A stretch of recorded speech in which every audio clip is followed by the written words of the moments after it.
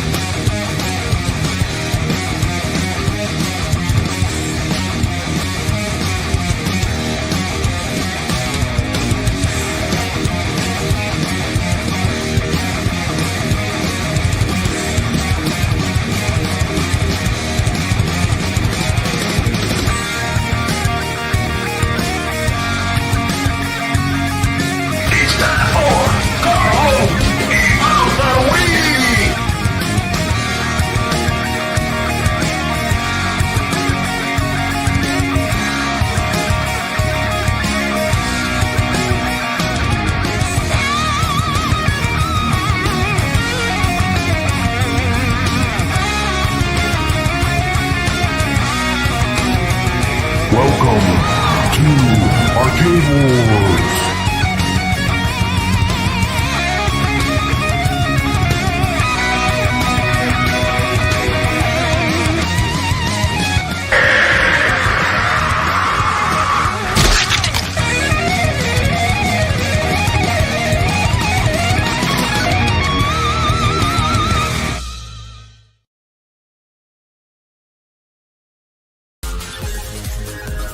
Ladies and gentlemen, thanks for coming tonight.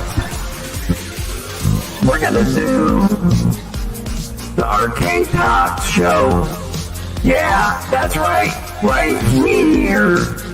The Arcade Talk show. That's right, we're gonna do it tonight. Come on, people, let's do it.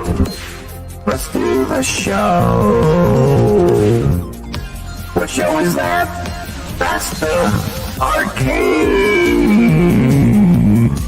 Talk show. Yeah, who's on tonight, you ask? You know who it is. P. McCluskey. And who else? You know who it is?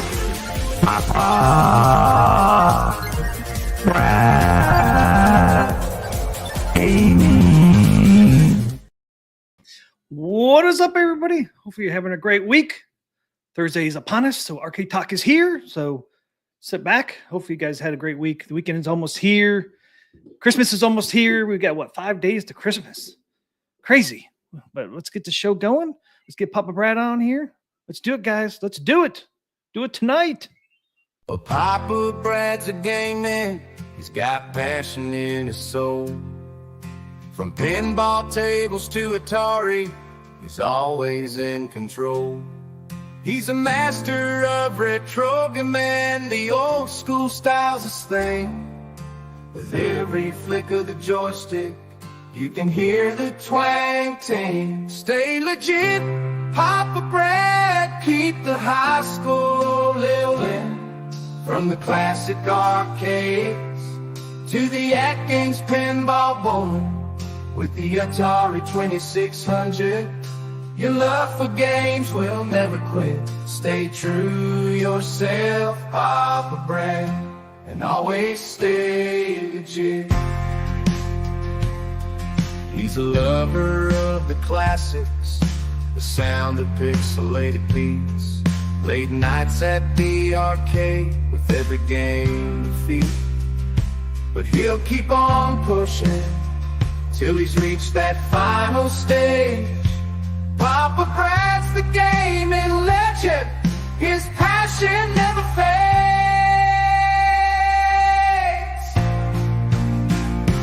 Stay legit, Papa Brad. Keep the high school rolling. From the classic arcades to the Atgames pinball board, with the Atari 2600, Your love for games will never quit. Stay true to yourself, Papa Brad, and always stay legit. He's a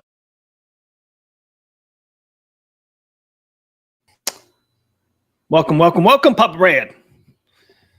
So you're using our Elgato. You there? Is it working? Yeah, I can see you. Okay, because it wasn't showing up on my stream. Okay. Hey, what's up, T. McCloskey? What's happening? What's going on, man? What's going on? Having a great week? I'm having a good week. I'm having a good week. It could be better, but it's been a good What happened? Did something happen? You know what happened, dude. Well, we should probably start just by talking about the elephant in the room. Atgames servers went down. Oh, they did? I didn't notice. I was playing my games all week anyways. It did, man. I mean, I've had a tear in my beer. I mean, it's just been been sad. I can't play any pinball. I know it's terrible. You only play ones we had when we purchased it. And I feel bad for the people that only had one table on their machine. Yeah. I mean, we had a bunch of tables because we got the Addams family, and it had at least some tables loaded on it. Yeah, 15, right? Am I right? 15? Yeah, something like that. I mean, we had some tables. We had Addams family at least, and we had the Amazonia, and we had some tables on there. But what was good about it? There's always a silver lining, T. McCluskey. The silver lining was I played some Evercade. Oh, did you? Yeah, actually, I got a Galaga cartridge for Evercade. I've been really enjoying that. I've been playing the Evercade Alpha a bunch, but yeah, it was a shocker, Yeah, dude, I thought it was going to be like an hour or two, and then it's like I thought it maybe a few hours, but going on for days. 2 days is like what? What the fuck? What do you mean 2 days? I mean, yeah, right now at games equals no games. That's right. Games is got a couple games, but that's it. Yeah, there needs to be there needs to be a solution. Like you said before the stream. I mean, I think the most important thing is this is a learning experience, and they need to make a fail safe so this doesn't happen again. Maybe if it doesn't connect to the internet, maybe it should auto default to offline mode. Yeah, because you can still at least play your tables you purchased. Yep. I mean, that's messed up. And like the fact that you can't switch it to offline mode after the fact to the internet is a huge miss, You shouldn't have to log in. You should not have to log in your account to go offline.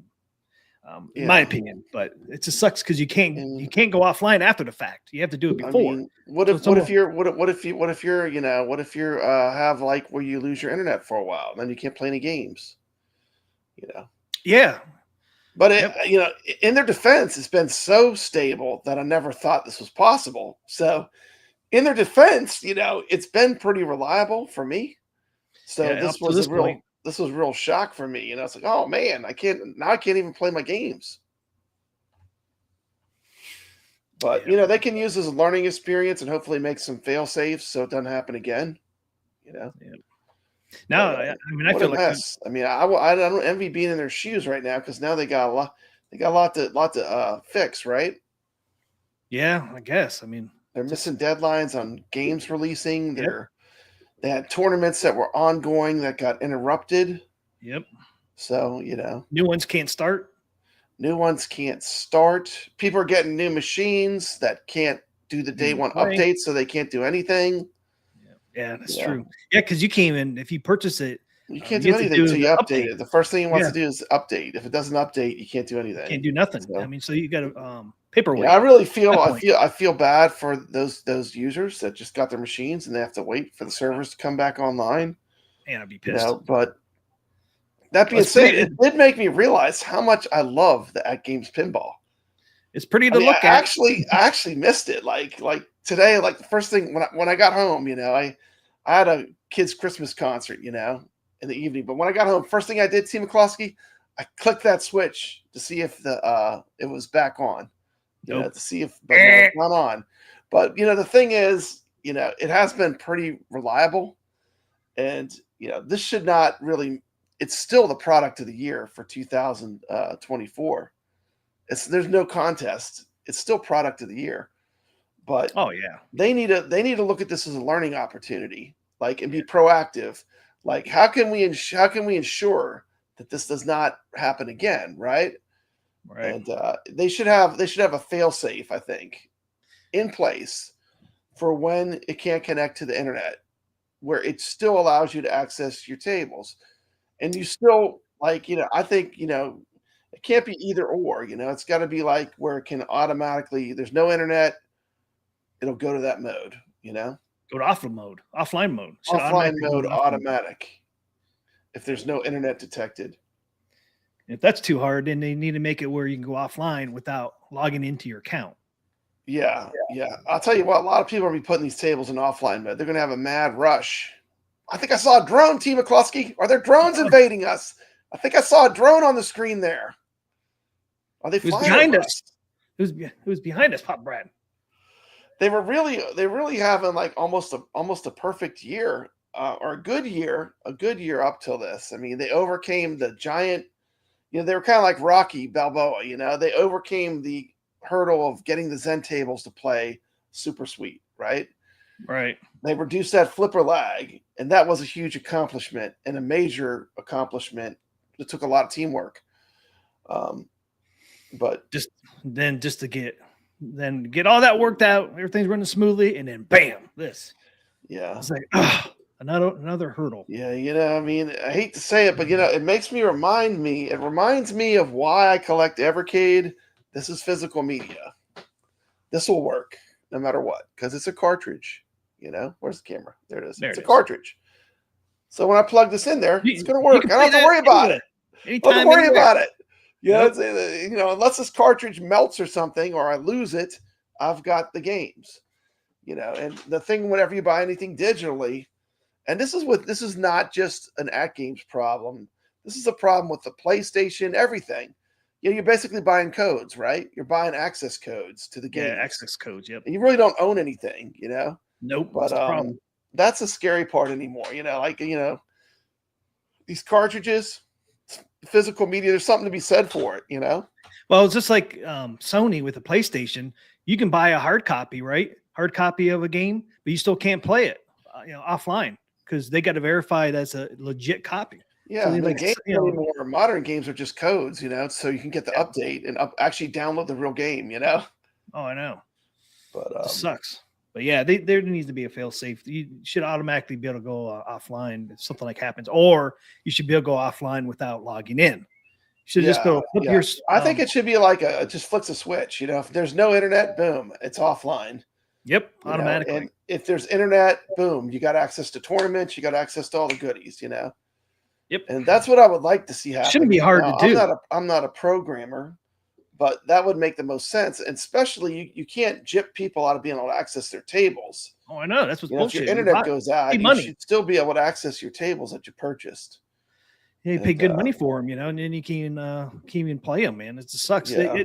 That's what it should do. Is it should, when you turn your machine on, when it searches for the internet and it can't find it, it should automatically click over. It should just have two paths, like one path if there's internet detected, another path if it doesn't detect the internet. Offline mode goes on. Offline mode automatic kicks on. That's my opinion.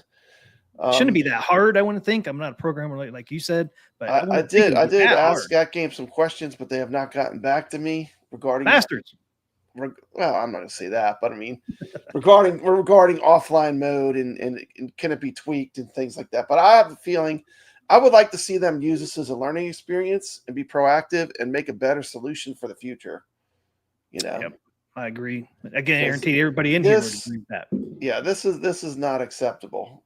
No, it's not acceptable. It's not acceptable. But I still love Atgames. I still love my 4KP pinball. I still think it's the best product of 2024. But they need to have a fail safe, a better fail safe for when their servers go down.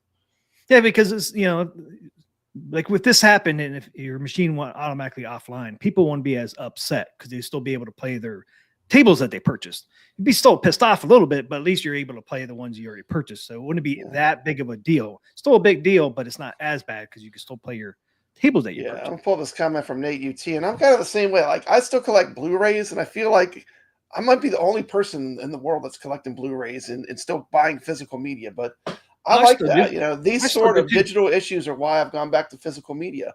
Built a nice collections of record and 4K Blu-rays since the pandemic. And I'm the same way. If I really love something, like I just want to own it because then they can't mess with it. You know, once I have it, once I have physical media, you know, they can't change the way it is. They can't, you know, edit it into something different. You know, I like that. It kind of locks it into whatever it was at that time. Yeah. Might as well pull up the latest thing that they. I don't know if they posted yet on Facebook, but Atgames didn't make another change. There's Yeah, another update. let's pull up the latest update. I got this right before we came online. Can you read that? Yeah, I can't read it, but maybe you can read it. Let's see. Let me move this out of the way. We wanted to keep you informed about the ongoing efforts to resolve the recent services outage. We understand how frustrating service outages can be, and we appreciate your patience. And that's true. We all need to have a little patience. We need to remember these are just games, you know, and a lot of us are blessed to have a lot of different games. But as of now, we plan to start testing in a live environment around midnight p.m. on December 20th. Pacific. We expect to complete testing around 6 a.m. Pacific time, and we'll provide a conclusive update at 9 a.m. Pacific time on December 20th, 2024. So, you know what I like about this? They're being specific, T. McCloskey. Yep. They're not pulling an arcade one up, you know. Maybe we'll fix that Dragon's Lair one day. They're just being very specific. Like we're gonna post at this time and let you know how it's going. If everything goes smoothly during testing, we anticipate resolving the following issues one by one: device sign-in, code redemption, and on-device purchases, leaderboards and tournaments, firmware updates, access to Legends 4K Pinball Net Arcade HD, access to App Store X, tables and games redeemed on Legends ID.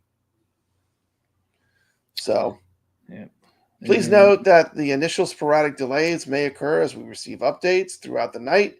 You can refer to our release notes page. There's a link there for regular progress and hourly status updates, including known and pending issues and their estimated resolution times.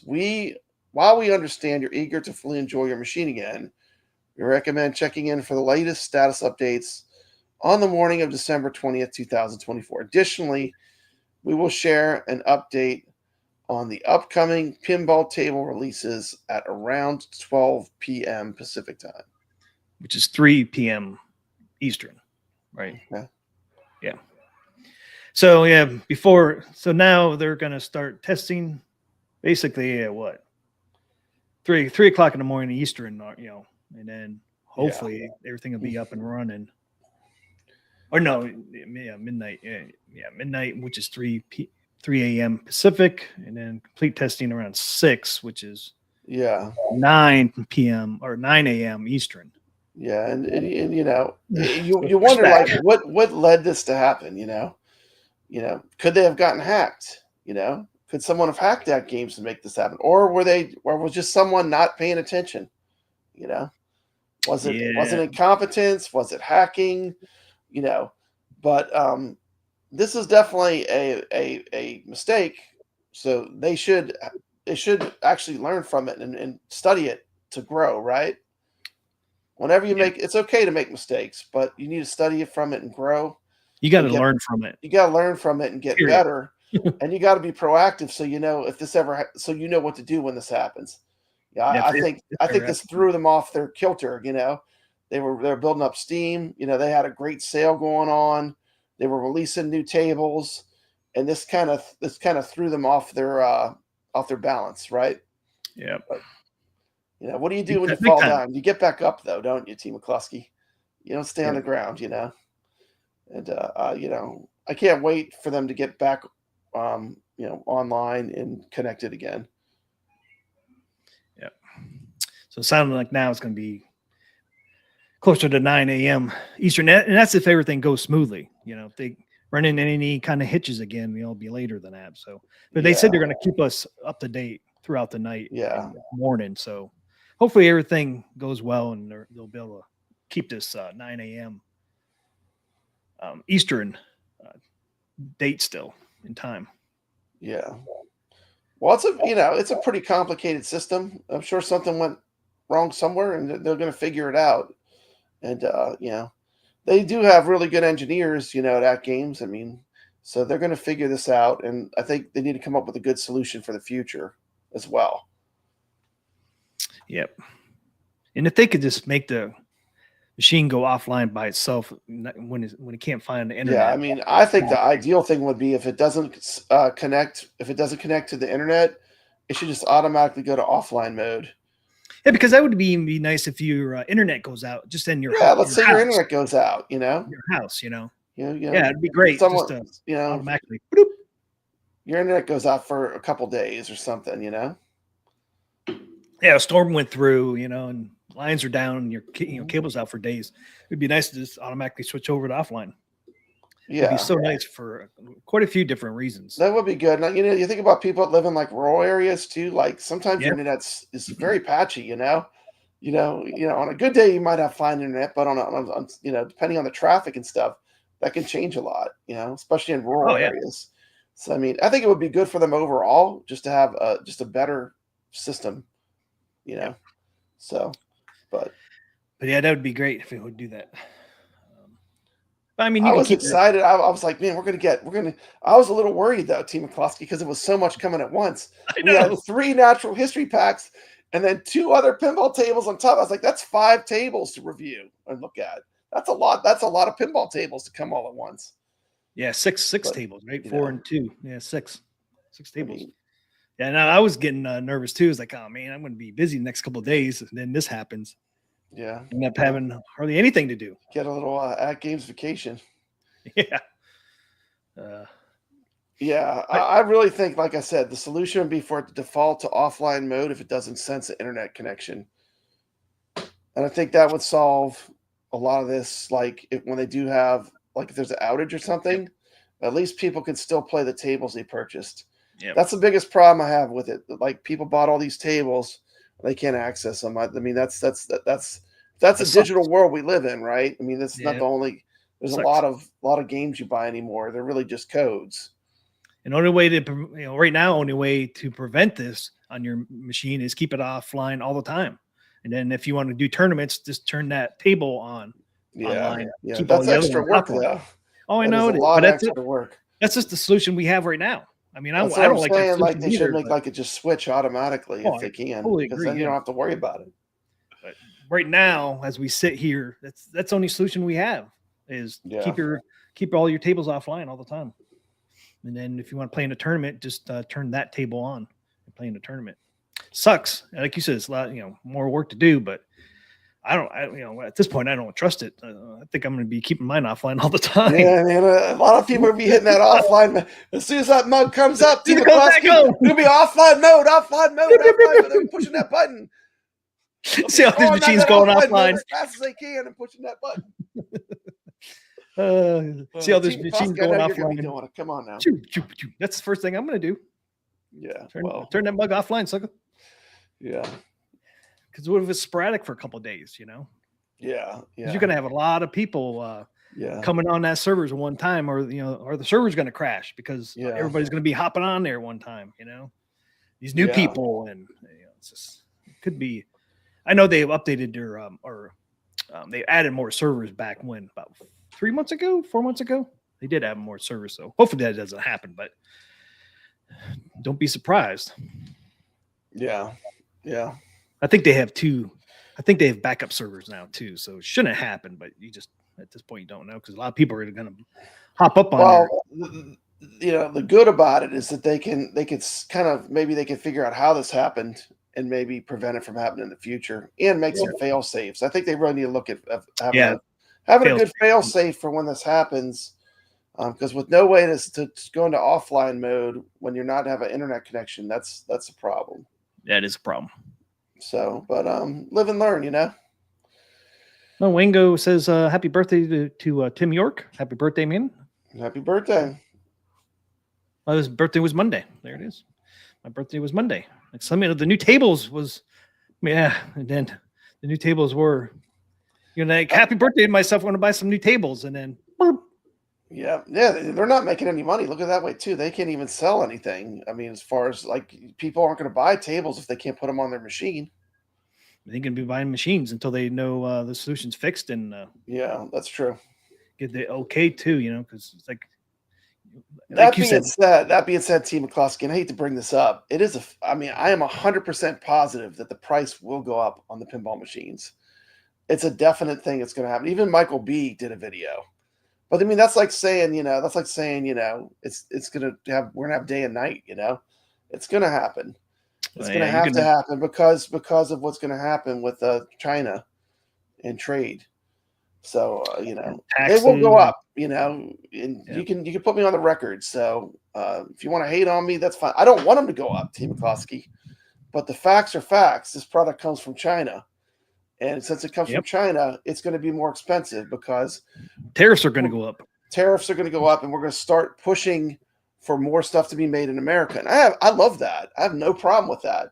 But this is a product that's imported, so it's gonna cost more. And I would rather just like be honest, and if I know it's going to happen, why wouldn't I tell people? I mean, it's just helping them out in the long run. And don't forget, still looming. And looming in January. Comment. Everything's going up. Wait a minute, this one here. Everything is going up except for our paychecks. That is true. That is true. Paychecks stay the same, but everything else goes up. And don't forget too, January 15th is coming around. Remember what's going to happen January 15th? You could have that port strikes because they postponed it now till January 15th, but that port thing's coming up too. Where they might strike. I think the bigger concern is the tariffs affecting the trade rates with China, and that's definitely coming down the pike for sure. Well, freight's going to go up, tariffs are going to go up. So if they, the strike, they give those workers more money, freight's going to go up from that. So I mean, there's a lot of factors that are going to make this. I feel people's pain. I mean, like people just got fishtails. They love playing fishtails. Then they come home the next day and their fishtails is gone. They paid for their fishtails game. So I understand why people are upset. Believe me. Oh, Tony, I'm upset. I'm upset. It's like I want to play fishtails, but I can't. Play fishtails too. You just got it last week. I just got it. I love it. I mean, like I played it for an hour and a half the other day. And it's just but these things happen, and hopefully they learn and they get something out of it where they grow. And they have having a fail safe for something like this would help them even be a better company. Yep. In the long run. Right now it sucks for them though. I would not want to be sitting in their shoes right now. Nope. No, but hopefully they come up with some fail safe, like your machine turns offline automatically. That'd be a great one right there, man. That being said, I could still play OTG, which is another option. But let's just be honest. That's a minority. I think with the 4KP. A lot of people want to just flick it on, play the games natively. And there's a beauty to that. And I think that needs to be preserved, and they need to have a better fail-safe plan. And maybe, a little more education on like how does offline mode work? If I'm in offline mode, can I play in a tournament? No. So because your scores don't post. Okay. Your scores don't. I don't think they post once you go back online. I could be wrong on that, but that's one of the questions you asked at games, and they haven't got back to you yet. Yeah. Ray asks, is Sorcery coming out tomorrow? Does offline mode lock it to one machine? Like if you put an offline mode, let's say you had two 4KPs. Oh yeah. Can you not play it on one of your ALPs because it's locked into offline mode? There's a lot of questions I have that I don't know the answers for yet, but I'm going to look into them.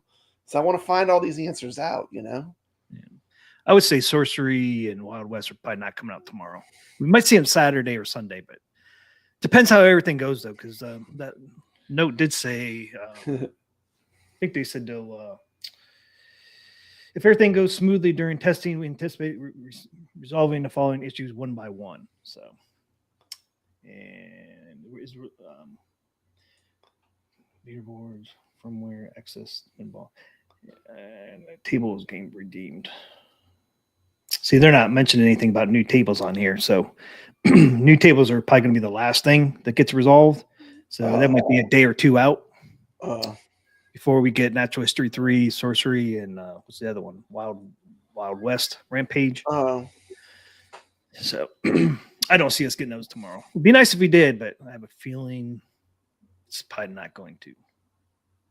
Because these 6 are the sounds like they're going to go in order. These 6 device sign in is first, and access to App Store X table/games redemption is the last one. But they're not saying anything about new tables on there. Just access to the App Store X. So. and the other thing that's crazy. I mean, does Natural History Pack 3 have a voodoo curse on it, T. McCloskey? Oh, I know. Has it been hexed or something? Because like this is like the pack that never is. It keeps getting pushed back and not getting released. I mean, it's like what, the 3rd or 4th time? Yeah, I think it's 4th insane. time. It's insane because like that. This it just can't come out. It just can't come out. Like every time it's fixing to come out, something happens, right? I think that was pretty crazy to me. It's like, no, not again. Again, it's getting kicked to another date. I mean, you can understand why, but it's cursed, man. It gets close, something happens. Is there a voodoo curse on Natural History Pack 3? I'm asking you because every time I'm just thinking, there must be some witch doctor out there that has something against the Natural History Packs. Maybe they don't like the flippers. They think it has too much flippers, which I never had a problem with, but some people apparently do. But I mean, I swear it's almost like it has a curse on that one table pack. I mean, something always happens when it's supposed to get released. 2 days before it's getting 2 days or 1 day. Yeah, because that was supposed to come out today. So this happened on what, Tuesday? Mm-hmm. So yeah, 2 days before the release. Look at that. The camera went out. Where'd Papa go? I see his Elgato. I'm sorry. This is Elgato camera I'm using. Comes back. There we go. Tim New York says the microphone doesn't want to work. How about now? Oh, okay, now your camera's cursed. I'm cursed. Man, we got a voodoo curse on us. Yep. Got a voodoo curse. You're talking about the voodoo curse, so it took you out. We need a witch doctor. We need a witch doctor here. He needs to show up. We need Mario. Dr. Mario, help us. Wingo says Natural History Pack 3 will become shorthand for vaporware.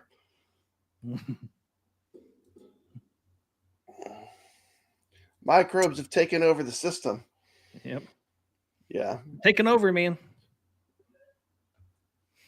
Real Creamer says, don't say fishtails right now. Too painful. I miss it. I know we all miss fishtails. We just got fishtails. We're all so excited. Woo, fishtails. And then I love the gameplay. I was a little bit critical of it, but I had to be because I felt like my criticism was I had points that I thought were valid. But as far as the gameplay, I love the game. It does play well. Oh, yeah. And that is really the hard part. Making the game play well is the hard part. So they got the hard part done.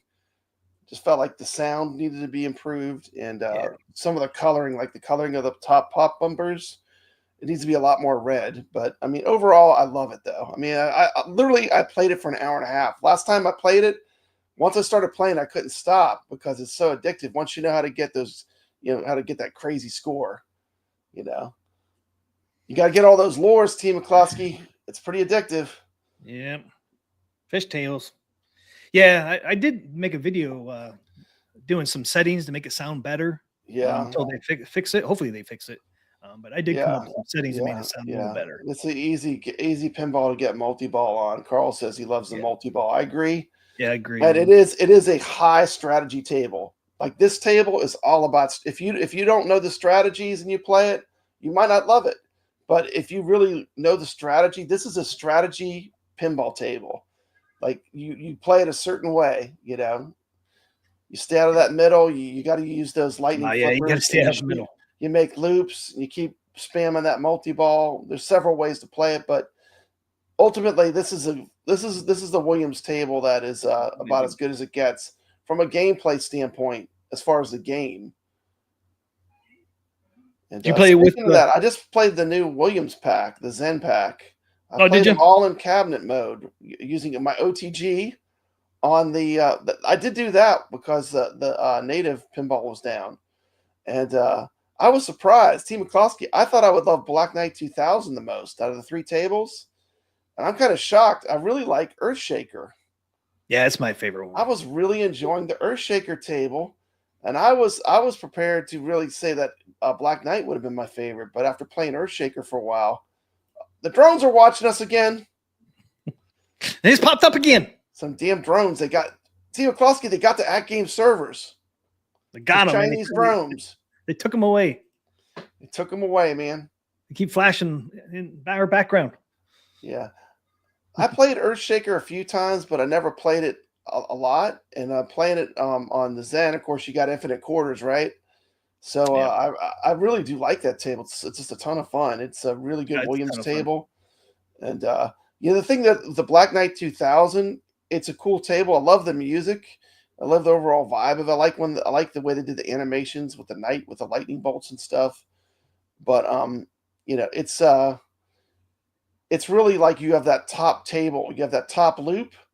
That's where all the points are. And the whole time you're on the bottom, you're just really trying to get back up to the top. So for me, it's kind of, I like it, but I was surprised. I like Earthshaker the most. And imagine when Atgames uses the SSF. Like, I don't have any SSF. Like, it doesn't sound that great. But if it had the effects of like rattling, they could really do a lot with that table. Should be one on the short list for them to get ported. Hey, wish I was Rockstar. $2 super chat. Thank you so much. Wish you were Rockstar, man. Hashtag Disturb76. His Disturb76 on our tournaments. So thank you so much.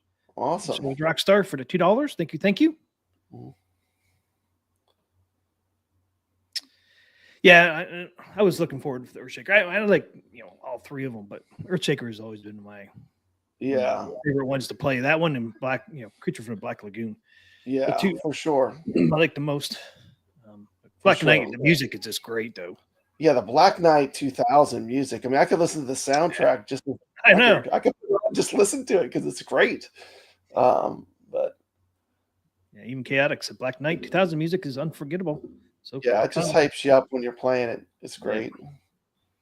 What's the third one? Oh, Bonsai Run. It's a motorcycle. What do you think of that one? How that one played? It was pretty fun. It's pretty fun. It's just kind of a drain monster, in my opinion. It's got a lot of spots where the ball drains easily, but sounds like fun. It was surprisingly not that hard to get up to the top play field. No. But when I played the real pinball machine, it wasn't so easy. Because you got I don't know what gravity it is about the Zen, but for me, I wasn't having a problem getting it to go to the top play field very often. When I played the real machine, it seemed a lot harder to do, but there's no problem with that though. It was fun to play. That's good. Once again, that's a really great opportunity. If that was ported to the Atgames 4K and they use the back box for that top screen, you have to, right? That be, You have to. There's no way around that. In cabinet mode, it doesn't even do that. You just have a static. You have a static back glass, but is that actually, what it is? Yeah. The back glass, you just download an image. When you do Zen Pinball. But see, it'd be awesome, man, if they use the back glass on that. Imagine you have that beautiful screen on the back glass for the 4KP. Imagine if they could use that. And just that would be fantastic. So that would be awesome if they did that. They could do that. The whole time I'm playing Earthshaker, I'm thinking, man, I can't wait for Atgames to get this because I want to feel the table rumble. It's got all those earthquakes and stuff. It's got the building collapsing. I want to feel that machine. Give it the Battlestar Galactica treatment. Get that SSF kit shining. Yeah, I know. It'd be so cool. Well, we'll eventually get it. I don't know if it's one we'll get sooner or later, but definitely get it at some point. Yeah. Some point here. We're going to get most of the Zen library, probably, except for probably Disney and Marvel. Yeah, Star Wars, Marvel. I guess that's one of the ones that really have. Indiana Jones would be part of that. Yeah. Well, it's an expensive table when you buy it on Steam, Indiana Jones. Yeah, $15. He likes to get it paid. Am I frozen? Yeah. Camera hates me. Might have to switch to that Sony.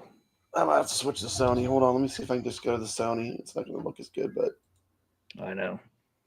Your Gato was working good the last time we streamed. Or did you use your Sony last time? I thought you used that one, though. Well. It keeps going in and out for some reason. There you are. You see me? Yep. I'm just going to switch to my Sony camera. It's being flaky. I don't know why. It's almost like you got to reboot your computer. Yeah, It wasn't- I don't know what it is about it. It's just been flaky. yeah, it's weird. Probably got server issues. Maybe the drones were taking that out too. Like this one in the background keeps popping up. Oh! It keeps coming up. Oh my goodness. Damn things won't leave us alone, Pop Bird. Well, leave us alone, man. We'll put some Tron on there. How's that look? That looks good. Use that On one. techno. On techno now. What's that?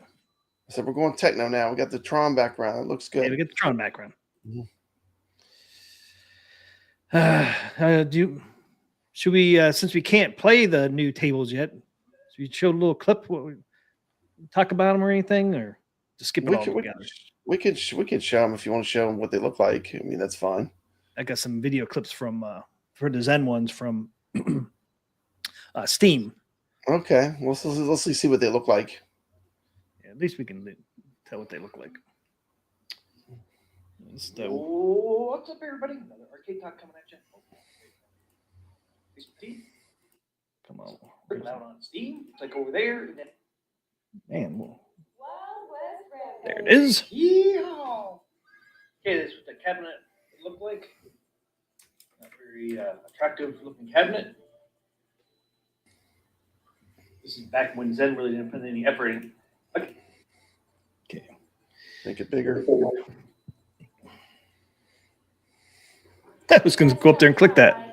Yeah, it makes us a little bigger.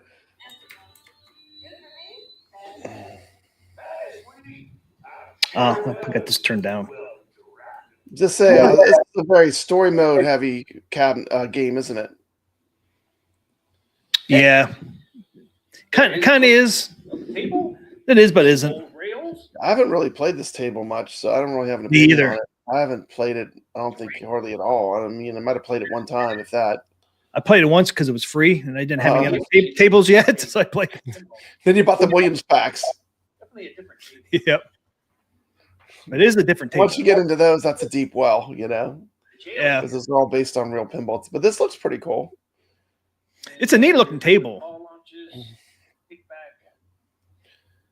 You got The color gold. palette reminds me of the Borderlands table. And the Yeah, art doesn't that's remind you of the true. art style of the Borderlands table. Yep. I mean, it's probably a totally different theme and everything. Vader 640 says his wife loves this table. Oh, really? All right, do a little gameplay.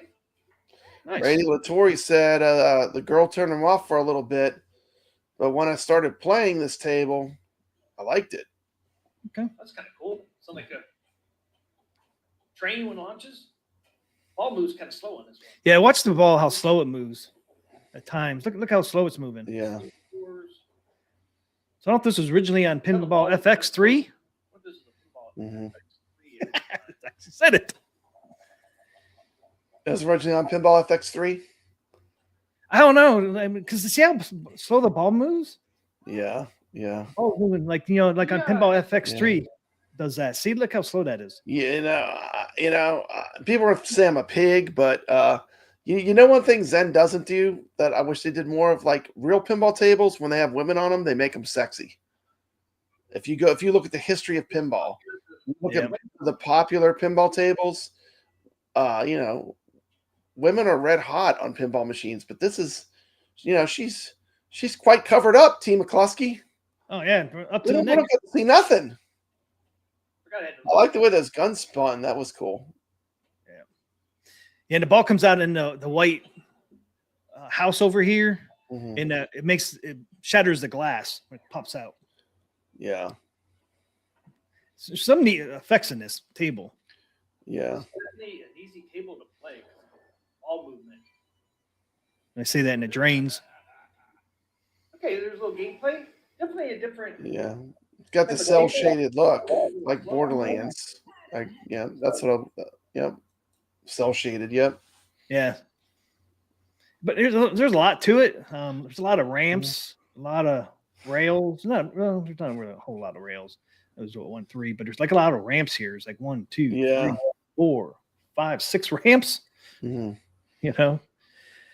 Be interesting to see what it looks like on the Atgames. Yeah. Yeah. definitely a different looking table. Yeah. Well, I'm gonna be playing this one, trying it out, and see what I think of it. But yeah, these tables are pretty much a no-brainer because they're only $5, right? Right. So it's not like a huge investment. T. McCloskey, I went to McDonald's to get breakfast and a sandwich for lunch. It was $19. $19, T. McCloskey. It's not cheap, McDonald's anymore. I mean, this is $5. I mean, like, you can't get a Big Mac for $5, can you? No, you cannot. You cannot get me a McDonald's. Is crazy, man. And I'm just saying, like, for $5, am I going to get $5 worth of enjoyment? I'm sure I will. I mean, the price is right. Ray says, "I wish it was Clint Eastwood." Yeah, yeah. They don't even give us any cleavage anymore. That's what I'm saying. Like, and they always want to take the male heroes and put in females. Like, I'm so sick of it. Well, you're talking Disney again? I'm talking about everything, and then even in my pinball. I mean, like, Yeah. Associated like Borderlands. Some beginner table. It definitely is a beginner's table, and I mean that's why the ball moves so slow, because it is supposed to be a beginner's table. Yeah. That's why it's free. It's free on that pinball. Talk Mario says it's a woke table. I'm not saying it's woke or anything. I'm not saying that either, but traditionally, have cowboys been women? I don't know. Maybe there were some, but Ray agrees with I don't get the gender swapping and then having her, like, we're gonna put clothing on her from. She's even gonna wear gloves. You're not even gonna see her hands. We're gonna from the neck. From the neck. I mean, it's just like, I don't know. She has short. No, she doesn't even have short sleeves. It goes down to her elbow. T. McCloskey, I think I come from another time. No skin at all. Time. I mean, I like those pinball machines in the 70s and 80s. The way that they were sexy. How about the Playboy? They weren't afraid to put hot women on pinball because a lot of guys like to play pinball. And that's why there's nothing wrong with that. Women on there. There's nothing wrong with that. It was to make things sensational. Like the Playboy pinball table. Yeah, they had I think they might have made even 2 Playboy pinball tables. That's right. It's not even cold out. Exactly, Tim. I mean, just give us a little something. Just a little something. All we get is the neck and face. Well, we get a full. We don't even get a cleavage. Nothing. No, just the neck and face. That's it. No hands, no arms, no legs. Just the face and neck. Completely covered up. And not to mention, not to pick on Zen, but Zen also did not put Slave Leia in the Return of the Jedi. I know. There's no Slave Leia anywhere in the game. It's like that was a whole plot point of the movie. That was a whole part of the movie. The Jabba, whole beginning of the movie was Jabba the Hutt, right? Yeah, the whole beginning of the movie. I mean, that was part of the movie, but they need to rewrite history and wokeify it. I just don't like that. Like, keep it out of my pinball. Just my opinion, once again. And you can disagree with it. You can say I'm a chauvinist pig or whatever, but I mean, I like what I like. I mean, that's what I like. Oh my goodness, T. McCloskey. There's Leia. Mm-hmm. There she is. Seems like Slave Leia comes on our show a lot. I know. I have a giant poster in my arcade of Slave Leia. Bam! There she is on the beach. She's at Jabba the Hutt over there. Just chilling. Just chilling. Good old Slave Leia. Yeah, this is the channel that will go there. That's right. You gotta show Slave Leia, right? You gotta show Slave Leia. It's part of Star Wars. I know. I'm sorry, it's not Slave Leia. It's the Hutt Slayer now. It's the Hutt Slayer, T. McCloskey. The Hutt Slayer. That's true, because she did kill him. The male Slayer. Anyway, don't get me started. I don't want to go on a rant, T. McCloskey. I don't want to go on a rant about Star Wars or anything, but yeah, this kind of reeks of that a little bit to me, and that's probably why I didn't play it at all when I looked at the play field. And I saw it's different. It's just a different table. You probably played it once and like, this isn't really a pinball. Yeah. I mean, but then there are some great ones like that Excalibur table is great. There's Son of Zeus, which is great. I'm not saying I don't like Zen Pinball original tables. I'm just saying, like, maybe this theme didn't pull me in, but I'll give it another shot. I really didn't give it a chance. Yeah, I didn't give it a chance either. Filming this video I did, that little clip, was the first time I played it in a long, long time, and it's actually kind of fun. It's actually a fun table. If you give it a chance, it's kind of neat. And once again, for $5, it's not that much of a risk. Like I said, $19 going through the drive-through this morning at McDonald's. It's $5 for a pinball table is nothing. Hey, speaking of McDonald's, they have a coupon on the app. If you ever use the McDonald's app, you can get 3 bagel breakfast sandwiches for $3. That's a good deal. Yeah, $1 a piece. I saw that last night. I never use apps and stuff though. See, I need to learn how to use the apps. Yeah, because you can actually use the app and pick it up at McDonald's like before you go there. But yeah, you can't beat that. You can only get it on the app. Yeah, you get 3 bagel breakfast sandwiches for $3. So you got to use the app. Okay. Yeah, under deals and rewards. My son was showing me that last night. But anyway, really I mean, Team McCloskey, we are spoiled rotten. Look at that whole arcade behind you. Like if your pinball goes down, you just play some of your arcade games, right? I was playing the ALU. I got a trinity of 80s classics. I got Galaga, Centipede, and Joust running behind me. I can just like pick up and play any of those, Yep. So I mean, it's not like we're hurting for things to play, right? No. Just a bummer though, because it is a bummer because you get where you really want to go back to that one pinball table you were playing, but when you can't play something, you want to play it. You can't play it, you want to play it. You know what I mean? Hopefully we have patience and remember this is just a temporary setback. Yeah, and all I can say is I hope Atgames learns from it. Yeah, I mean this is a great learning experience. Like. I'm sure it's like it's also scary and a bad thing for them, but it is a learning experience, and they should come up with a fail safe that's better, and that's what I'd like to see happen. But time will tell, right? Yeah, time will tell. It's still the best product in 2024. It's not even. Yeah, I would agree. Regret buying the Atgames pinball. No, I still don't regret. Can't say that about everything else I've bought, but for the Atgames pinball. There's never a day I regret getting it. Yeah, we'll be back on the road. Ray, I know you keep asking when Sorcery is coming out, and like I said, it probably won't be. Earliest would be Saturday or Sunday, I would say. But I'm just guessing. They haven't said anything yet, but they're gonna give us another update tomorrow morning at 9 a.m. Pacific, which is noon Eastern, right? Yeah. So we'll know more. We'll know more tomorrow around noon. Yeah. If you're looking for attract modes for the Atgames, Chaotic BPR has a bunch of cool attract modes. I do have a short on my channel where I show the Christmas one. There's a link to Chaotic's channel with the video where you can download all the background. If you want to put like a background videos on for like a screensaver on your pinball, he's got a lot of really cool ones, and it's all free. So. You can go over there and check that out. It's definitely worth getting.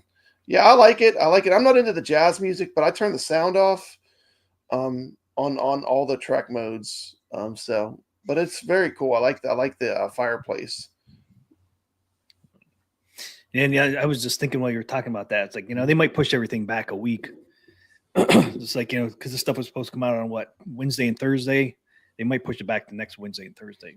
I'm just I said, I'm just guessing. Yeah, I don't know anything, but I kind of see that might be a scenario as well because they've done that before where they push stuff back, full week. So, all right, the next one coming out is Sorcerer's Lair. Mm-hmm. Yeah, let's check out a little clip on that. I want to see that one in action. This one's cool, man. Once again, this is one I never really played until now. This table has some really cool colors to it.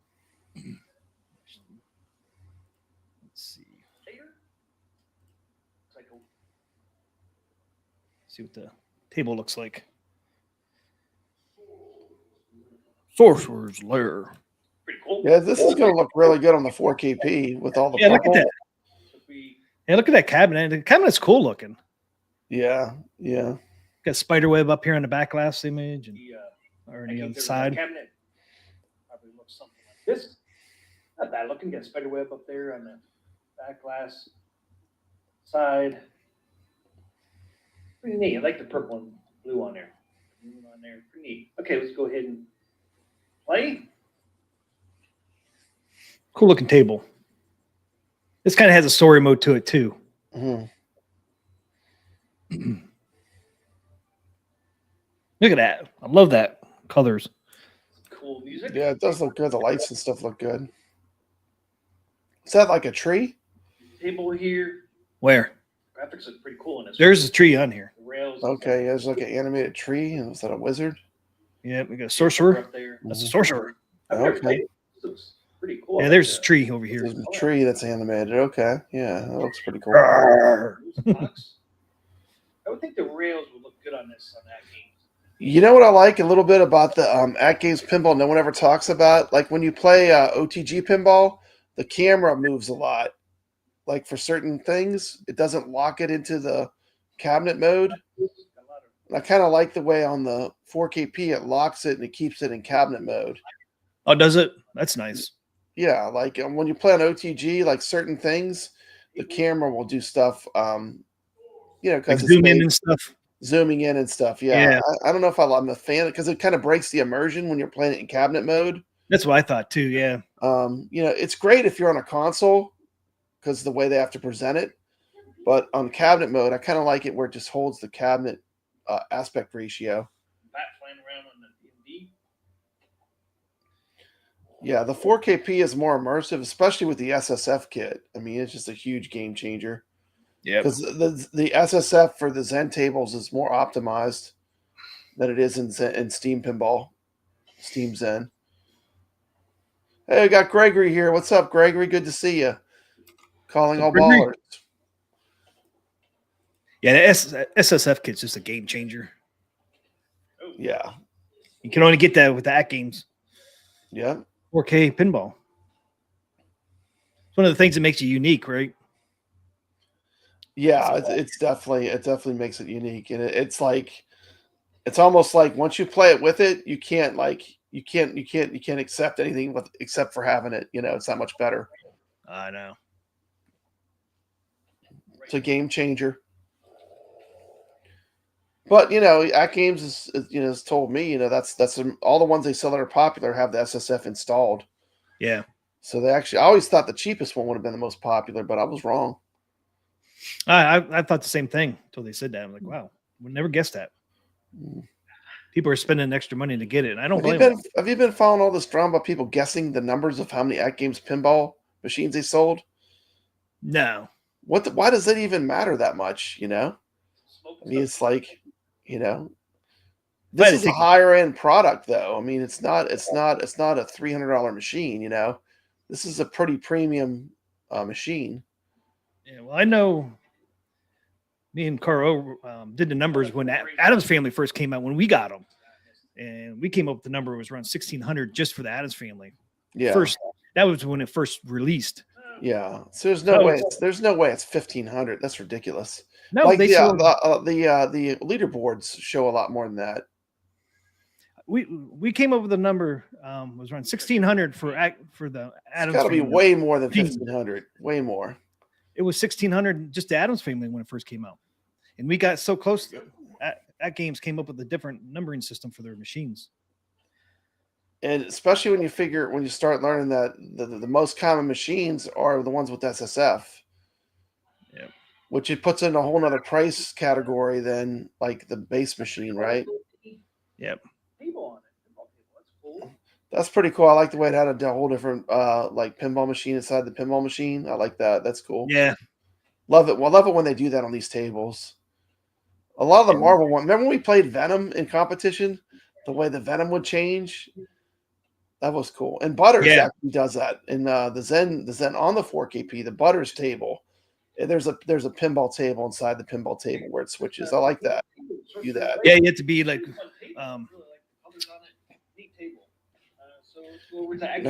Gregory really likes this one. Gregory says Sorcerer's Lair is almost a perfect game of pinball. Shoot, I messed that up. Yeah, and There's there's the slingshot sound, so old school. There's a table inside the table. There it is there. Oh, it's like you're in the basement. It's kind of neat. Yeah, it's a cool looking table. I mean, look at it. I mean, I love the colors of this. It's going to look so good on the 4K. Yeah. That's going to look really good. It's going to look really good in cabinet mode. Yep.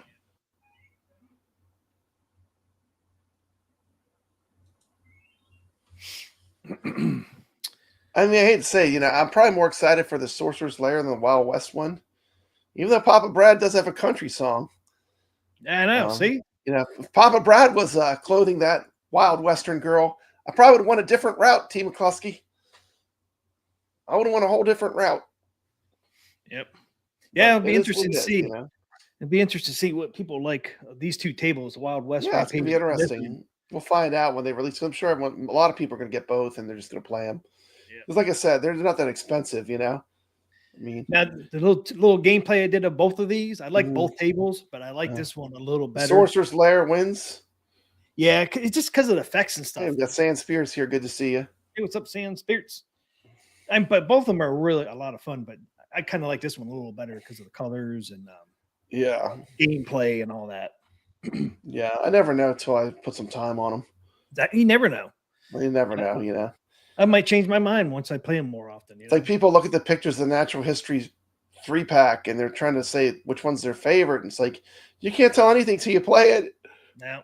You really can't tell anything. I mean, you can maybe roughly say, oh, I like this one has 2 flippers or whatever, but till you play it, you never know, Yeah, you just never know. You never know. Like I probably would have picked Earthshaker as being my favorite in that pack. But after playing them all, they came out, that's my favorite. Well, it's just like the Natural History. You got to give everything a chance, right? Yep. Like the Natural History 2, I didn't think I was going to like the Egypt table the best on Natural History 2. But that's my favorite one still. To this day, this is my favorite one. Yeah. I really like that one. But I would never have guessed that. Yeah. I always figured it would be the water one I would like better, but ended up being Egypt. I love how that one plays. Yeah. Ray says he likes both. Caro says Africa is his favorite. Yeah. And the 4K pinball, to Atgames' credit, they have done every single thing they can to make it more affordable for people. Yep. So it's just a higher end product, and it's actually going to go up in price down the road. So yeah, if I can go up, but they've done everything they can to make it less expensive and easier for people to get. Only way prices would stay the same or even go down would be whoever makes these Atgames for pinball is they got a factory in the United States. The only way it would stay the same. Yeah. And at one point I did hear that they were gonna put one in the United States somewhere, but I don't know where they stand now with that. But maybe with these tariffs going up, maybe the company will put a factory in the United States. Never know, but don't count on it. Yeah. You don't.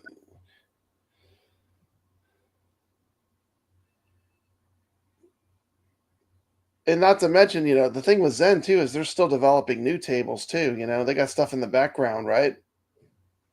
So there's besides what we know about, there's stuff they're working on in addition to like the tables that we all publicly see, right? But Zen? Yeah. So they're developing some stuff too. So we got at least 2 new William packs coming out next year at some point. So they got at least 6 William tables coming out next year at some point. I imagine they have some original tables coming out as well. They do really well on original tables. I'll give them credit. Yeah. Like Cherry Bound Christmas is a great one. Yeah. They don't necessarily have to just have Williams tables and stuff. They do have a lot of good originals. Back to the Future for sure. Yeah. That's S tier all the way, baby. Yep. That's S tier ranking by Papa Brad. That gets the S. That's one of the best. I mean, you can nitpick and say certain things about it that they could have done better if they had infinite money. But ultimately, is it a fun table? It's one of the best ones. It's fantastic. Yep. Want to look at the Natural History tables? Yeah, we can take a look at the table layouts, I guess. Yes. I haven't really looked at the table layouts. I know, because you got sick and then. Yeah, that's why we did not. Somebody asked earlier, We did not have a show last week. We didn't have a show last week, yeah. So we're Under gonna the cover some weather. stuff. That people be like, this is old news. It's like watching a rerun, Team McCluskey. I don't think it's That ever- game's moves fast, though. They do move fast. I mean, you have to admit, like, they have been making moves. While other people are sitting on their hands, re-releasing the same old, Atgames is making moves. That's why everyone wants to cover Atgames, because Atgames is the company that's got it going on. Oh, wait, right now they're shut off. But normally, Team McCluskey, normally they have it going on, right? Yeah, because we were supposed to have a new tournament start tomorrow. But we still might get tournament starting tomorrow. So that's the good news. Because that was Well, on my that list. My point is, more than any other companies in this space, they're making the most moves. They're making the biggest waves. Boom. Okay, so this is Dinosaur Dynasty 2. So it does look nothing like the first one. Yeah, it's got an interesting mix. We got that giant underwater dinosaur, huh? Yeah, you even have him up here on What's April. that one called? The Mosasaurus or something? It was in the Jurassic Park movie. Jurassic World, wasn't it? Where Yeah. it eats the T-Rex or whatever thing. Eats That's a your- cool that's a cool dinosaur though. That's the one that eats your ball on a pinball table, right? Yeah. Yeah. One thing I'm seeing on here so far on this Mhm. Magic Pixel is going back to a simpler looking table. They don't have Uh-huh. all those layers on your Pop Brad. Don't have 3 or 4 layers. Yeah, yeah. The Dr. Seuss can get sometimes overwhelming. I remember I was playing Fox and Socks, and there's a lot of layers on some of those tables. Oh, yeah. Sometimes But you can't see the ball. once you do learn it, it is pretty fun. But it's a lot to learn because there's like so many different ramps and areas. I mean, the more open table like this is, I think, more playable for a lot of people. Yeah. We got another dinosaur up there. I don't know what kind of dinosaur that is. Yeah, I can't quite It's not tell. a T-Rex. No. Almost looks like the one that's on the Jurassic Park one, Hmm. on the World one. Is it the Yeah. World? Can't remember. But you got a shark on the Yeah. background there. Yeah, it's Yeah, definitely. it's a more open play field. There's less flippers, so it'll probably be pretty fun to play. Yeah, it's just 2 flippers, right? I don't see any upper ones. Just the ones down here. I like that. You got some skeleton bones here too, the dinosaurs Yeah, yeah. on the ramps here. You never know what the table's going. What if that water ripples? What if there's like? What if?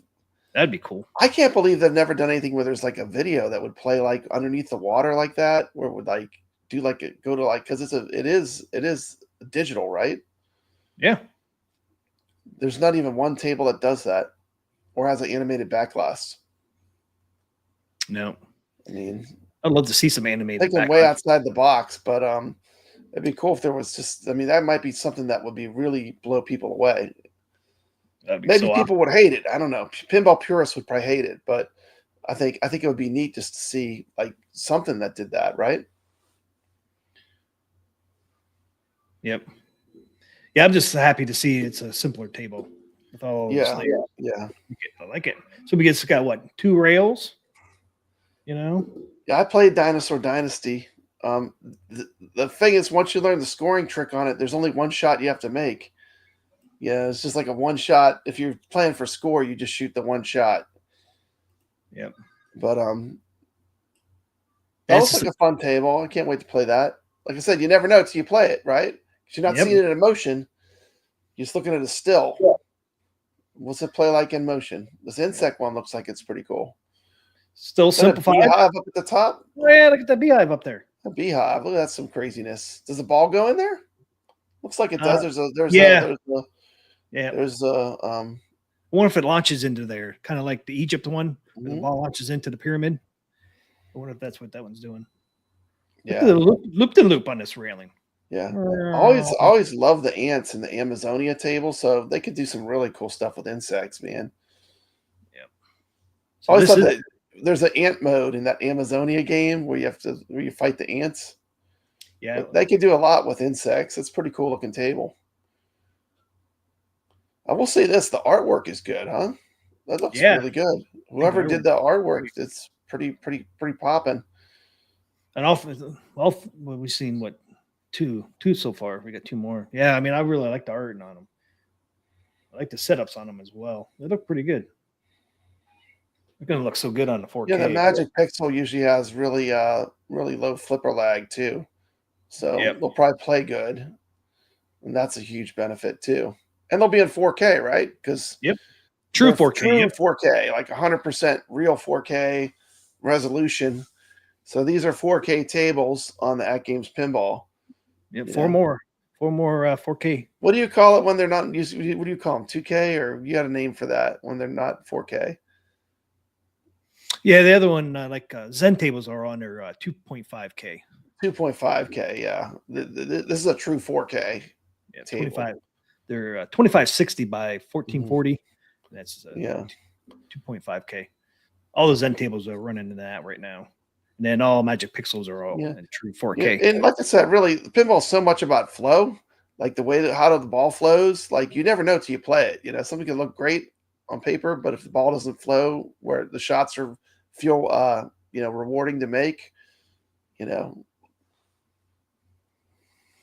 All right, Tim York says, don't piss off the bees Yeah. or the hornets. Got a beehive there. Games kicked that beehive, man, when that servers went down. That beehive was fully kicked, Team McCluskey. Them bees were swarming. They were swarming all over the internet. Man, that's what happened. They swarmed and crashed And everything. rightfully so. Rightfully so. People want to be able to play their tables. Need a better solution for when the servers go down. This is the microbes. So this is a kind of looks like it's underwater, right? Team McCluskey, that one has more flippers. You got one up at the top there. Is that double flippers or just one? 2. Yep, there's 2. Yeah. Interesting. So it's like a little table up there again. Mm-hmm. But it looks like it's on the same surface, though. So you have to kick it up there, I guess. Oh, there's a dude up there. Get a scientist. The scientist. A scientist. Mm-hmm. There he is. So you get 2 upper flippers and lower flippers. Let's see. I get some more rails. They like the rails. It's not a real wide open table, so you got a whole bank of targets blocking the center shots. Yeah, So, like this here, right? it kind of reminds me of a Dr. Seuss. Some of those Dr. Seuss tables do that. But, yeah, which one is that? One is like really bad. I can't remember the one. It's like you only have like one little shot to get up to the. was it Fox and Sox, the one that has like I can't remember the table layout, but yeah, a lot of those they put a bank of targets right like where the ball wants to shoot up. You know, makes it hard to get to the top of the table. Yeah, really get to the top of this table. You take one of the rails. No? Once again, you never know till you play it, but this one does look more cluttered than the other ones. Yep. Yeah, it'd be interesting to see how you get good or bad thing. You don't know till you play it, but we'll find out eventually. Team McCluskey, like I said, I think this pack has a voodoo curse on it. Yep. Something, man. You know, at games you need to hire a witch doctor. Stirring up those wasps. You know, you got to do exorcism on the curse of natural history, part 3. Now this one looks cool, man. This is that Natural's Fury. Targets behind targets, Dr. Torque said on the last one. Yeah, lots of targets on that one. You got bumpers up here, look like I guess hurricane, and right? I'm sure we'll see some weather effects like we see in Bubble Bobble and Operation Wolf. So I'm sure they'll do some crazy weather stuff. This could be cool. Got a volcano up here. Once again, you never know till you see it in motion. It's too hard to tell. You're not gonna know which one's your favorite, you know. This one here looks like the ball goes into the volcano. I think it's coming out of the volcano. But you got another one. You got one over here from the sky. Yeah, it's coming from like the back of the table. What if that's a tornado or something? Yeah, I don't know. You got volcano, tornado. It looks pretty cool though, man. Can you zoom into the modes there? What's it say in the middle? I think it's too blurred by time. Too blurry, yeah. Too blurry. 1, 2, 3, 4. Yeah, you can't quite read them. Yeah. It's a cool looking table. Of looks wise, this is my favorite looking one. Yeah. I like the look of it. No upper flippers on this one. Don't see any. So we just got 2 flippers on this. So it looks like only one table has more than 2 flippers. Hey, we got Shotgun Sean here. What's up, Sean? Good to see you. He said he's looking forward to the rare pack next year. Well, hopefully we're still supposed to get Sea of Thieves on December 31st. Cool looking table. See, I don't see why that would have to be pushed back at all. No, Like, shouldn't be. I mean, these tables were ready to go. So I mean, once they make sure it's stable, I mean, they should just fire them out. I mean, Yeah, that's what I say. But I could see them pushing them back to next week, but hopefully they don't. Hopefully they'll just push them out this weekend. yeah. That's the thing. People are off. Now's the time people are going to buy, like at games. If you want people to buy pinball, people buy pinball packs when they're off. People are I off for keep forgetting. Christmas. Yeah, Christmas is next Wednesday. Christmas People Eve are off. Tuesday. They're like sitting around, like enjoying their things, enjoying Yeah, their so they might push arcades and their games and their pinball machines. It's the ideal time to get things firing on all cylinders. Yeah, they could push these out this weekend. I forgot about Christmas being on Wednesday. I would think they would want these out before Christmas. So they could push them out this weekend. I forgot about Christmas being Wednesday and Christmas Eve is, Tuesday. So see they come out the next 3 days then. Hopefully. Yeah. You want to know something cool, T. McCloskey? I go to the Waybacks Arcade all the time. Yep. Their lead, the guy that builds all the arcades and fixes all the arcades, guess what he got?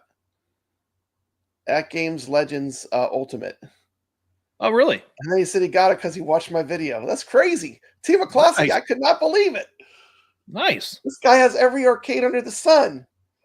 And he said he just wants to have, he wants to have another multicade at his house, But I thought that was cool. I'm just going to go there. You know what he said was ultimately made him get the CE model was when he saw the bit LCD on it. He said that was the game changer. He said he would, he has other multicades, but when he saw the bit LCD in action, he said that is the game changer. And that's why I really think Atgames is on the right track. The marquee system with the arcade games, that is a hot ticket, in my opinion, for like a multicade. I mean, it's like peanut butter and jelly. It's like so good. Once you see that bit LCD and you see a beautiful marquee pop up with your games, I mean, look at Centipede behind me. How good it looks. I mean, I love it. Yeah, the bit LCD, man, it's so awesome. Once again, it's a game changer, So I mean, I always like to make fun of Atgames and say they're building the Death Star. Well, I mean, someone found that heating port, T. McCluskey, on that server. They found it. But it is cool. Don't forget they do have an arcade they're working on too, with a much bigger screen than anything that's out too. I mean, the GRS arcade's not going to have a 19-inch screen. Atgames will have a bigger screen. Yep. 32-inch. The Glenn did react. He said they're going to put a one of those bit pixel, the one that looks like a Vegas sign. Like I have them older. You have that. ALUs. But the LCD marquee is a game changer for multicade. It's a beautiful combination. And it's the resolution stuff on that bit pixel, man. It's just amazing. Plus, I know you've had yours a while. The black levels on the ALU are fantastic for classic arcade games. Yep. I mean, you just can't touch it. It's so good. I mean, what have you thought about it? I see you got Space Invaders on back there. That's an included game. I got Centipede. That's also an included game. Yep. But I mean, I'm loving it. Actually, I've been playing it quite a bit. Just because it's in right behind me. All I got to do is literally turn around and play it. But I'm really loving it. I'm enjoying owning it. What's up, Tomato Grass? Welcome. Yeah, even the black levels on the bit LCD are incredible. Yeah. It's just the whole thing. Yeah. And I'd love the all black look. Yeah, really, the ALU is a good combination. If you have an ALU and a 4KP, you got a heck of a good gaming. If you're talking about pinball and arcade, video pinball and arcade, you got a hell of a good setup right off the bat. And I love that they did all black control panel too. Carlo says the bit LCD has a very high PPI. High. PPI. I don't know what that means. PPI. That's why it pops so sharp. It's 1920 by 360. Did you know about the PPI? Pixels per inch. Oh, pixels per inch. If you look real close, it looks sharp. It looks sharp when you see it in person. Yeah, if you really look closely, you can see like little squares. That's your pixels. Okay. Yeah, it looks better than a lot of real arcade marquees. Like I go in the real arcade, the marquees don't look as good. It's because of the PPI. It's because of the PPI. It's got the PPI. It's got the PPI. Yep, that's what makes it, man. Poor Tomato Grass had to cancel his stream because of this outage. He was going to stream Fishtails. I was all ready to tune in. Then I saw he was going to stream it the next night. I was ready to tune in. But one day he'll get to show us how to play Fishtails. I cannot wait. Tomato Grass, great channel here on YouTube. New channel. If you want to learn how to play pinball, if you want to learn how to be a good player of pinball, he is an excellent player. Always at the top of the leaderboards with Mad Ben Hand. You want to learn some pinball strategy, you tune into Tomato Grass. He's a true gamer. What do you think, T. McCloskey? I agree, man. I agree. Tim York asked, do you think the releases are staged so the servers don't overload? I think they might do one Saturday and one Sunday. Released. That's kind of why they did one Wednesday, one Thursday. So they could do like Zen on Saturday and then Natural History on Sunday, or whenever they release them. I could see them do them. Yeah, they might not want to release all of it at once.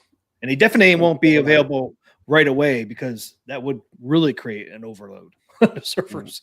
Because you got people hopping on because they're finally up, and people buying new tables that just got released. That would just probably overload way too much. So they'll definitely. Hey, well, they gotta test it too and make sure it works though at some point. So I mean, they have to fully load test it. So. Well, that's what there's. Yeah, and that's what if it does open up at 9 a.m. Pacific, definitely they'll be checking that out for a while. I think they'll slowly bring everything back up online too, so there's no overload as well. Like those 6 on that page they sent out. Imagine they'll do one at a time. So, yeah, see, it messed everybody up, man. See, if you can play it offline, we switch over offline automatically. You can still stream it and stuff, right? We can still be playing our tables that we purchased if it's offline. Yeah. Mad Ben Hand says that guy Tomato Grass, he isn't too bad at pinball. Yeah, not Mad too Ben bad. Hand in here. He says not too bad. Not too bad. He's got some skills to pay the bills. He has a lot of skills to pay those bills. There's a lot of skills, More skills than me. Yeah, Both he earns it. I mean, he puts in the hours. He puts in the hours playing. Yeah. That's one thing. I don't have a bunch of hours to play. Get too many things going on, unfortunately. So what we got next, T. McCluskey? What's next on the schedule? I mean, I don't need to go over tournaments coming up, do we? I don't think so, because we'll wait till we find out. We'll do something. We'll talk about them next week. Yeah. Because you can't play anything right now anyway. I know. It makes you. But you can play the Arcade Talk tournament. It's right. You can. Which is live right now. It's live on any platform except Nintendo Switch. Man, I wish Zen would get that fixed where Nintendo Switch could be on. What is the new game we're playing, T. McCluskey, for the Arcade Talk tournament? Oh, the Party Zone. The Party Zone. So we're playing the Party Zone. Party Zone won out. Another classic pinball machine. I didn't think it would win out, Pop Brad. Is that a Bally, Williams? I think it might have been a Bally. I seem to remember that saying Bally on it when I saw it at the arcade. Yeah. Yeah. They have that at Electric Avenue. It's an arcade about an hour away from me. So I've played this one a little bit in the real world, but the table I play is not very good because it has bad lighting and it's in a bar and they keep it dark. So it's like, I swear I'm trying to see the ball when I'm playing. It's hard to see it, you know?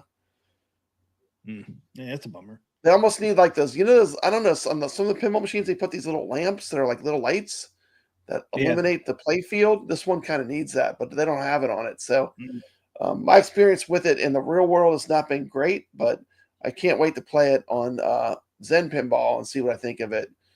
But my real world pinball experience has not been great with this table. But that doesn't mean it's not a fun table. Yeah, it's that Whitewater, man. I'm surprised because I picked Whitewater, but that's just me. 32 votes. It was close. Whitewater has a Bigfoot in it or a Yeti or whatever up at the top. That's fun. But it is a harder table too. Whitewater's no joke. I mean, it's a pretty tough table. Is it? Yeah, it's kind of it's on the side a little bit. The parties are Funhouse. pretty fun. I actually enjoyed playing Funhouse. Man, That's one that's going to be great when it comes to Atgames. Man, people are going to go nuts on that in competition. Funhouse is a fun table. and you got to avoid the middle on that one, man. If you don't avoid the middle on that one, man, it drains. You got to get used to that shot too, where it rockets the ball right at the flippers. Oh, once I know. once I figured out how to manage that shot, like I totally did so much. I did like 1,000% better. But it's a really crazy thing because it fires that slingshot right at the So flippers. fast, yeah. And you can't You hold really it either. got to master that because it's going to be doing that all the time. But it's And a you fun can't table. cradle it. You can't cradle it because it'll just drain if you try to cradle it. I tried a couple Yeah, I times. still Dang find it. Rudy kind of creepy, but I did really enjoy playing it in competition. I had a blast playing it. Did you hear Rudy call you out in my video? I did. I heard that. Just creeping me out even more, T. McCluskey. I'm coming to get you, Papa Brad. I had to put that in there. I figured you'd get a kick out of that.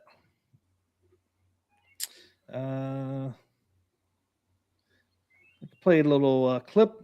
Get a little clip of it so people can see the party zone. The party zone. Now, is this part of a trilogy? There's a table called Dr. Dude, and I swear the artwork looks almost exactly the same. Is this part of like a collection of pinballs that are related? Do you know that? I don't know. I saw they look similar. It's so similar to Dr. Dude.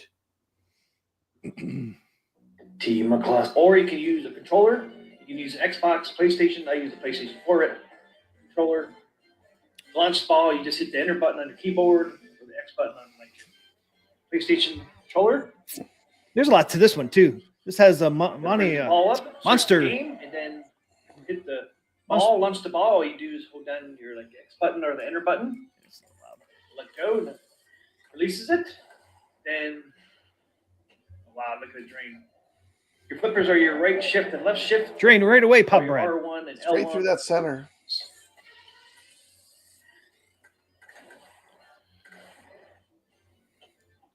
Yeah, the Electric Avenue has a bunch of really cool pinballs. You Though can they play have a with bunch of the- Sterns. They have Extra graphics on or off, it doesn't matter, whatever you prefer.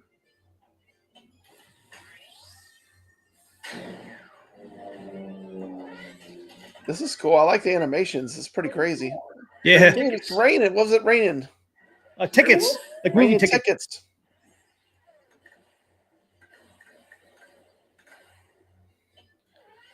See, this one. Okay, so Dr. Dude, Party Animals, and Party Zone are part of a trilogy of tables. There you go. I did notice it looked real similar to Dr. Dude. Whoa!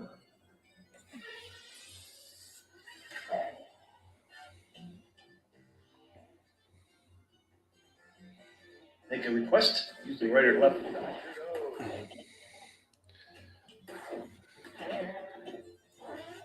One of the great things about playing the Arcade Talk tournaments, T, we get to review these for Atgames. We've already played them so much, you know? Yeah. I feel like I really know the table when I'm getting it, which is great. Oh, I know. I like that. We've played all these tables, you know?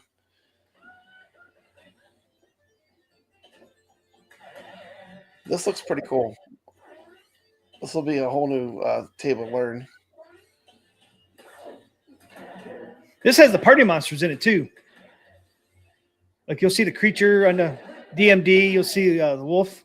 Okay.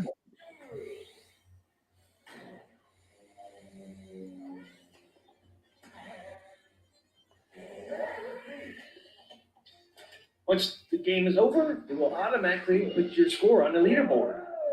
Like you'll see here in a second. Oh ho ho! Yeah, it's a neat table, man. I mean, if you look at the back glass, here's a back glass. Yeah, it's got a lot going on back there. Yeah, and I didn't get it to almost like a collage of like different celebrities and stuff, huh? You got a robot guy back here on the back. Uh-huh. If you hit the ball back in there, it'll start talking. It does a mode. It's a neat table. I've only scratched the surface of it, but I think this might show it. Yeah, see the back glass. You got Frankenstein down here, or The Wolfman. You got Dracula. You got Dracula. You got King Kong down here. You have the Mummy. That is cool. Frankenstein's right here. Some of them so far, I noticed they show up on DMD. I saw like Wolfman on there. I think the Mummy. I thought I saw on there. And look at that Space Girl. She's showing some cleavage there. She's well endowed. I think I might enjoy this one. It's actually a lot of fun. I mean, I've only played a little bit so far, but it's been a blast. Okay. Bad thing about it is you hit that rocket there in the front, man, that thing drains the ball if you hit it wrong. If you hit it right at it, man, it just drains right between the two. Party time. It's party time, man. Party zone. It's a neat table. I've never played it until now, so pretty neat. I can't wait to see this at Games. It's gonna be cool. So that started today. So hopefully you guys can check that tournament out and get up there and play in their tournament. What's the code? What's the Zen code to go to the competition? It's right there, 5V3E. So 5V3E. Just type that in and it'll take you straight to it. Yep. And it's on Pinball FX, right? Pinball FX, yep. Pinball FX, which is the most popular. Yeah, it's gonna be great. We're gonna have fun. Oh, the tickets you're wondering about? It's this ticket down here. That's what was raining. Mm-hmm. VIP pass. That's what was raining down on the table there that you asked about. That is the backlash image. That is cool. Dr. Dude, I think, ties in with a lot of these other machines like Monsters of Rock and Creature from the Black Lagoon. Yeah, it's cool. I love the way they do that. They have a lot of cameos. Like if you look at all the Valley tables, and the Williams tables, they like sneak Easter eggs in. And if you hear the music in this, it kind of reminds you of the Creature from Black Lagoon, the music. Yeah. It's not the same, but it has the same kind of vibe to it. It's pretty cool. I'm kind of glad it won because I've never really played it. So it gives me an opportunity to play it. Yeah, this will be a fun one to play. Yeah, so far I'm enjoying it. Haven't played it a whole lot yet, but since we're talking about that, might as well show the results of our last one, right? Yeah, if we played Funhouse, let's see how the Funhouse tournament came out. Oops, why did I do that? Pop on there. I don't know if we can go back to the week before tournament or week before tournament. Results, huh? You should still be able to see the results. Yeah, it seems like a lot of times I only see like the week before. I'm trying to figure out. We ended up having 78 people in our other tournament. We had 78 people in our tournament for Funhouse. No, the one before that one. Oh, the one before it. Okay. Yeah. Well, we didn't do a show that week though, so I expect it will be lower. We still did a pinball tournament. You got sick. For, Junkyard. We had 78 people in there. Oh, for Junkyard. Yeah, that was a fun game. 78 people. I was like, damn, man, that's a lot. Yeah, I enjoyed Junkyard. It was fun. Yeah, it's a fun table too. Once again, these Pinball FX tables, you can play them on other platforms. So, you'll kind of get a feel for them when they come to the 4KP. And Zen Pinball's everywhere, I think you can even play it on a tablet, T. McCluskey. Yeah, you can. Yeah, Zen Pinball's going everywhere. I mean, like, they're literally everywhere with these now. Okay. Oh, and dang, we ended up having 82. 82. Yeah, 82 people, man. I mean, that's a lot of people, man. There's a lot of people. That was a good competition. So we had 82 looks, but yeah, 78 played, 82. Yeah, a few people came and said, "Oh hell no, no. I'm swimming with the sharks." Like, no, thanks. So they saw the score and they got scared. They ran off. They opened up the table and they were like, "Oh no!" Like, no, thanks. I can't get that score. That's okay, but you got to play with people. Hey, T. McCluskey, iron sharpens iron. You got to play with good players. You want to get better, you got to push yourself. You're never going to get better if you don't push yourself a little bit. You got to learn how to all these tables have strategies too. I mean, Yep. The more you play them, you learn some of the strategies, and they actually can become a lot more fun once you figure out what's going on. Yep. So there it is. So you see there's 78 people. I won't go through all these like we normally do. We'll just kind of find the people. Because that we are got in so the much chat. to cover. Yep. So I'll just scroll over here and see people that's in the chat. Like 69th. There's I say, Ojabuwa. yep, he's in the chat. What was earlier? 69th. T-Punk. T-Punk. Hey, there's that Deserve Serb 76. 76. I wish I was Rockstar. He was 63. I wish I was a rock star. Dan's a foot. Dan's foot. Dan Z. No, it's Danny Johnston. Oh, Danny Johnson. That's right. Dan's a foot's Danny Johnson. Yeah, 56. What's Dan Z's name? It's like death. That's Gregory. Yep. His is like DZ, like St. Louis symbol. Oh, look, we got Chaotic BPR. Hey, thanks, Chaotic. Chaotic in there. Thanks for playing. In here. Thanks for playing. Always welcome to play at our tournaments. Love to see people in the community playing. Chaotic is 53rd, and Gregory is 54th. Mm-hmm. Sack Pin Player 47, 46th. Papa Brad, 41st. Brad. That's cabinet mode. Cabinet mode, nice. 41st on that one. Carl O, 37. Yankees owner. There's Dan Z. There's Dan Z. 36. 36. Dave LB, 35th. Look at his cool background, Dan Z's. He's got it going on. There's Arcade Talk YouTube. There's me, 34th. I'm at Team McCloskey. Good job. Well done. Well played, sir. Thank you.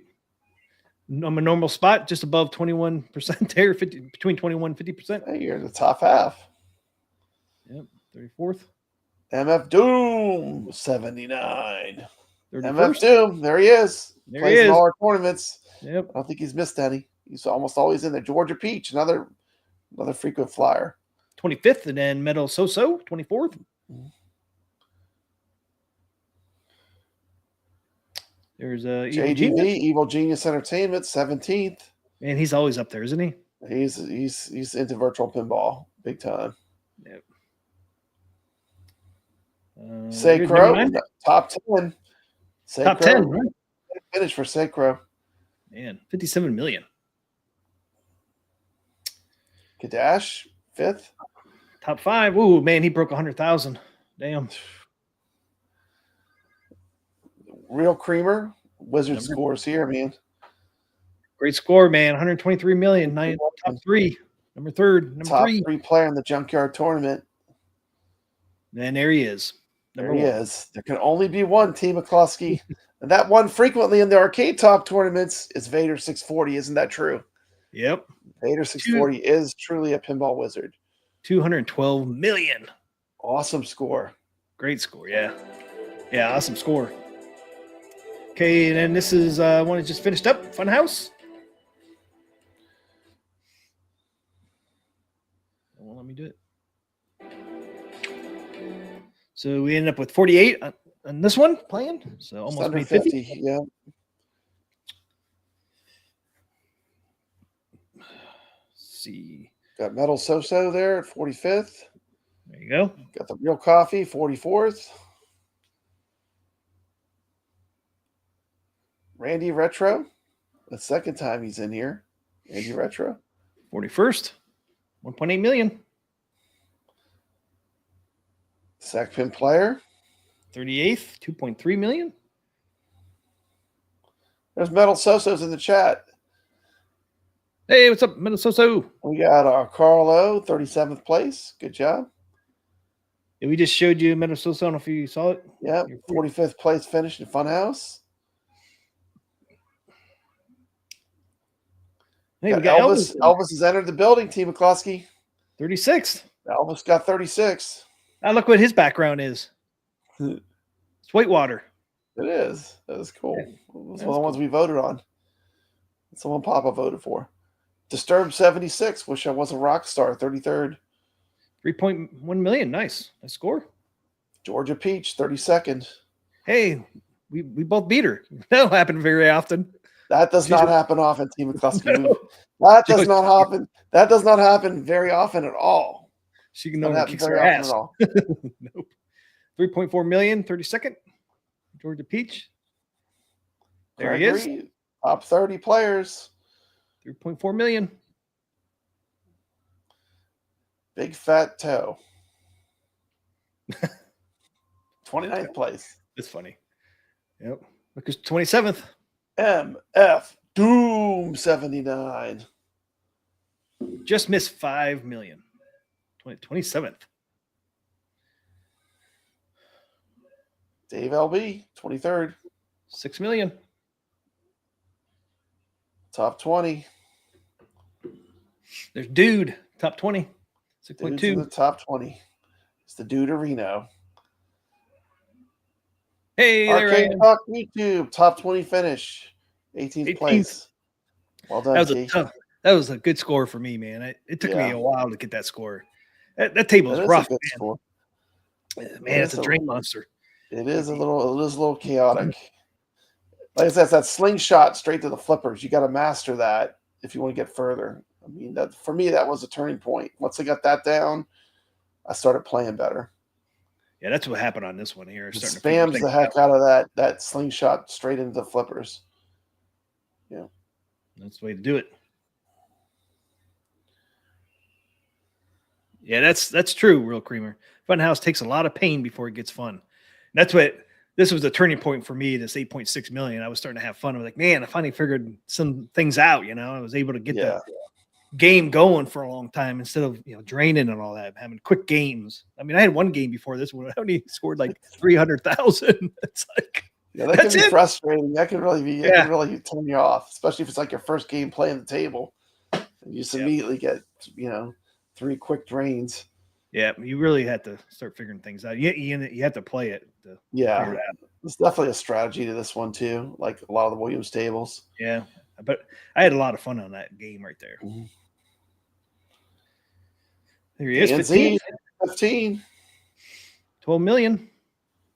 There he is. Or Donkey Balls. Making his return in the Arcade Talk tournaments. 14th place. Good score. Hey, look at it. Ojib. Ojib is kicking it, man. Look at that. 12th. Almost top 10. Almost breaks in the top 10 in Funhouse.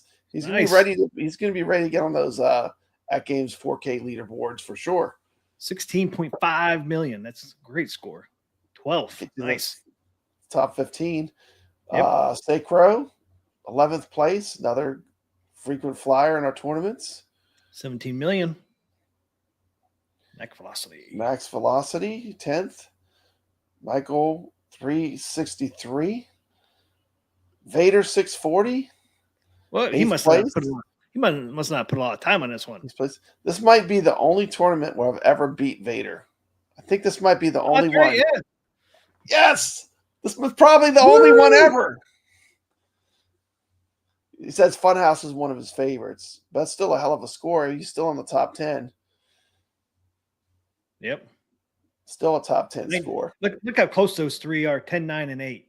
I know. It's like they're really close, man. Thank you, Vader 640. I won't get a big head. I realize what an amazing player you are, but this might be the one time that I actually can beat Vader 640. He says enjoy. He's saying enjoy it while you can. He is a true pinball wizard. Like you're not going to see that happen often where Papa Brad beats Vader 640. This is like a crop circle, a UFO crop circle. This is not going to happen too frequently. Enjoy it now, sucker. Yep. Eggplant 303, 7th place. Look, another close score. I mean, this is crazy. Look at all these scores so close in the top 10. I know. Everyone's right at 19 million. Somebody finally did break. TBL, 6th place. 20.8 million. Still close to those other scores. I mean, it's tight. Top 5 finish. Papa Brad. Top 5 this one. It's like one of the best.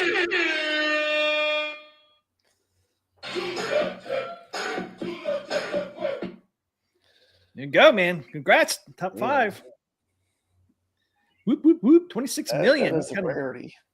You kind of broke loose of the other people in the top 5 or top 10 there. Yeah, I started to get the groove of this table. It's really, it took me a while, but once I started to figure it out, I was really enjoying it.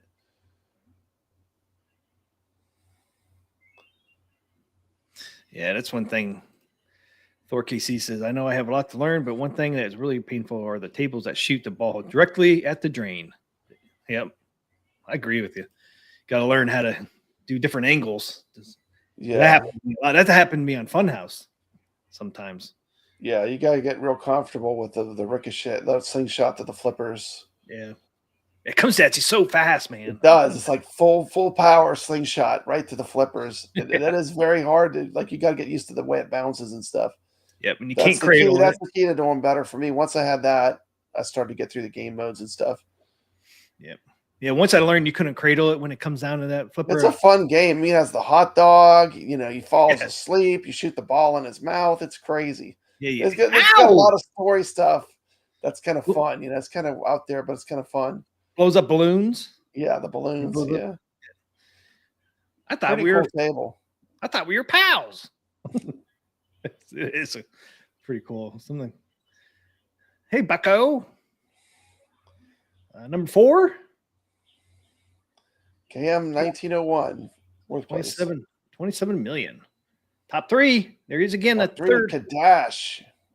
Wizard mode. 31 million. 31 million. Funhouse score. Raco, second place. Congratulations. 32 million. And the winner of the Funhouse Arcade Talk tournament is There he is. Creamer. Woo! Woo! There he is again. The real creamer. The real creamer. Look at that. The real creamer. He's in the chat. Nice score, man. Way to Awesome go. gameplay, man. This was a tough one, too. 46 million. When you get 46 million in Funhouse, you earned it, man. This is not there's no walk in the park on this one. No, it's not a walk in the park. I had Funhouse table about a 20-yard walk from my freshman dorm in college. Oh, so he knew this one. Yeah, he definitely knew. He had this table's number for sure. Knocked it out of the park. Yep. Well, it's good, man. I loved playing Funhouse. This was a fun one to play for sure. I would recommend this table. Oh, yeah. After playing it for a week, I would recommend this table. It's great. I can't wait for it to come to. Can't wait for it to come to the Atgames. Yeah. Yeah. Got anybody? Oh, we got 6 people over here. So many good games, Medieval Madness. Yep. I mean, there's so many ones that we still haven't got. Dang, look at the scores on this. The party zone already. Dave LB, man, 100 million already on the party zone. Wow, that's a heck of a score. Real Creamer at 75 million. Georgia Peach at 55. Sacro at 51. Carl O at 9. There's my peon score. Arcade Talk. Yeah, I didn't even get a chance to play yet. That was just my video from yeah. Making that. You'll get higher than that.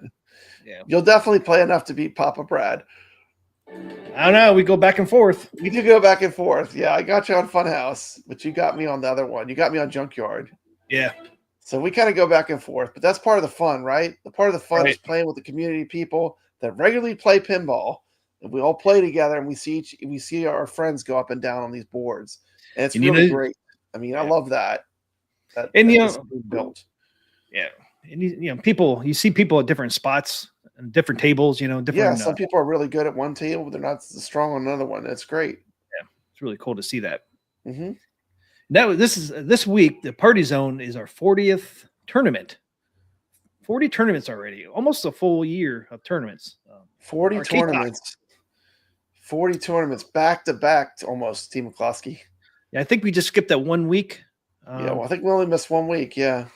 But that week we had 2 tournaments going on. We had an iScore one going on, and we had a Zen tournament going on. So it kind of made up for it. Yeah, there was a lot going on. 40 tournaments, man. 40 tournaments. Wow. I can't believe we've done that many so far. Yeah, I can. I mean, I think it's awesome. I love doing the tournaments. Are one of my favorite things about the show. It's definitely a huge part of Arcade Talk.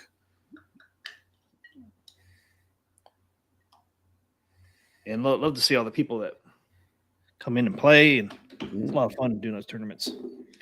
We got 38 people that stuck around through all that tournament announcements, Team McCluskey. Yep. 39 people. Should we give something away? You have something to give away? Yeah, I have something to give away. What are you giving away, Pop Brad? Look at this, Team McCluskey. Look at this. Look how cool this is. Look at this. Look at this. Look at that. Oh, Addams family. Look at that. That is so cool looking. Custom made Addams family. It holds your beer. Look, it holds your beer. It's made to fit a beer bottle. Look at that. Hold your beer right by your pinball table. Nice. How nice is that? Where'd you get that from? I'm gonna give a quick little plug. Let me share the screen real quick. Make sure you can see it good. Let me share my screen. Let's see here. Can you see it? Oh, I got to do this. Okay, add the stage. Oh, did you do it? Add the stage. Okay. Oh, you do it. I won't touch it. Hands off. Okay, there we go. Yeah, he had this made, and this is a one-off. I don't even think it's on his website. But this is a one-off Addams family thing bottle holder. It works with the made to hold your bottle. You could have a little cozy thing on it too. It's like the perfect size. 3D Vault. Yeah, made that. He's the one that did all those plungers we gave away. That's right. That's who did it. Awesome. The plungers that I screwed all up. Yeah, that's okay. But we can give this away if you want. You want to pull up the comment picker? Yep. He makes a ton of custom plungers. Yeah, he's adding ones more and more. I think he added the one. It's not an endorsement to drink alcohol, but a beer would happen to fit in this perfectly. What if a can of soda would fit in there? It's about the same size. Yeah, you could probably a can of soda. You could put probably a beer can would fit in there. A regular can would fit in there. I don't think I have a regular. My wife buys all them little mini cans now. You know, those like ones that are like half of a soda, basically. Oh yeah, He buys those anymore. So I don't even have a real can anymore. That's a normal size. I imagine a can would fit in there. But this is a cool little thing, you know.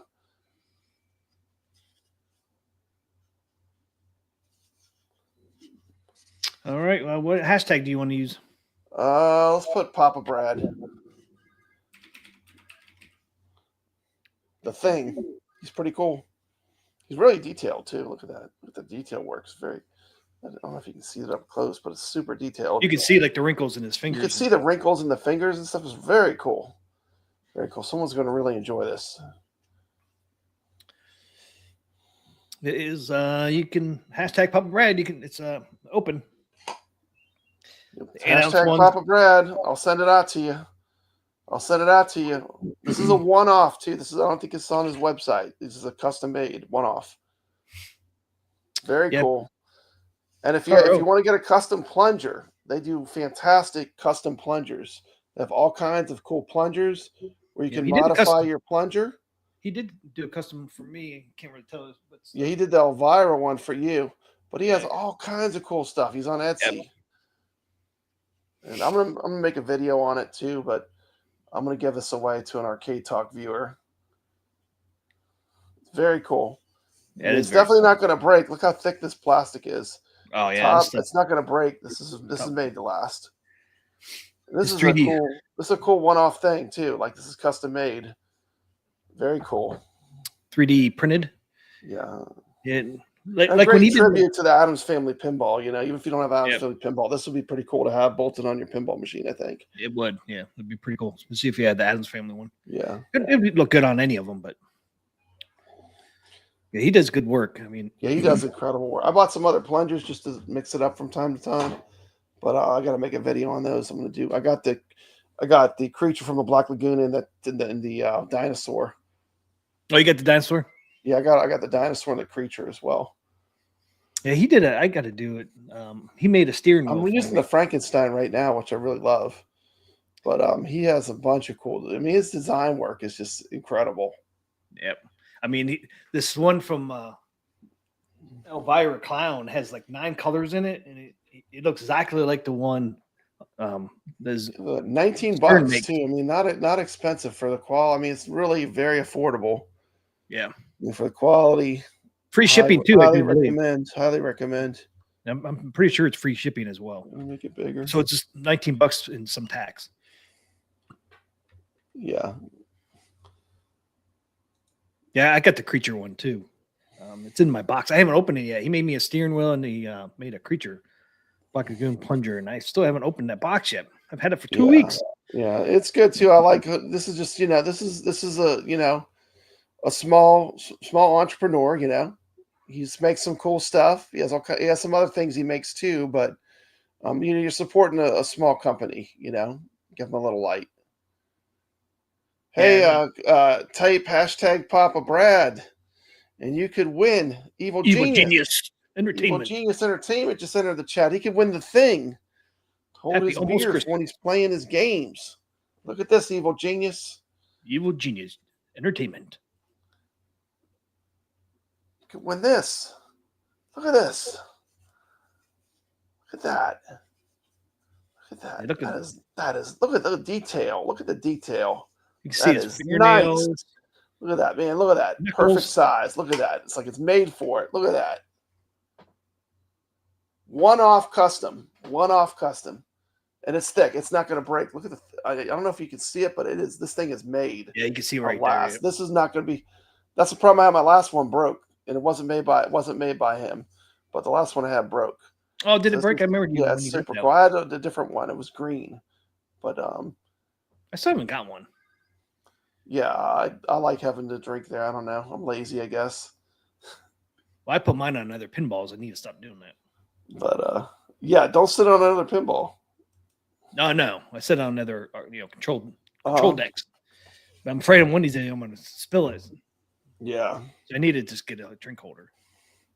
Yeah, it would fit perfect on your Addams family. Good luck, Evil Genius Entertainment. Hashtag Papa Brad. Hashtag Papa Brad. We are the show that gives back. We actually go in the red on these shows. We give away more than we get. But that's the fun, because I do love this community. I just want one of the people that watch our show regularly to win something cool. And this is a custom one-off. This is a one-off custom made. I call it a beer holder because it's really perfect size for a beer. But because you said it doesn't hold a glass. No, it's not. It's really made for like a beer. Beer or a can. Or a can, I think might fit in there. He needs to make some more of those. Yeah.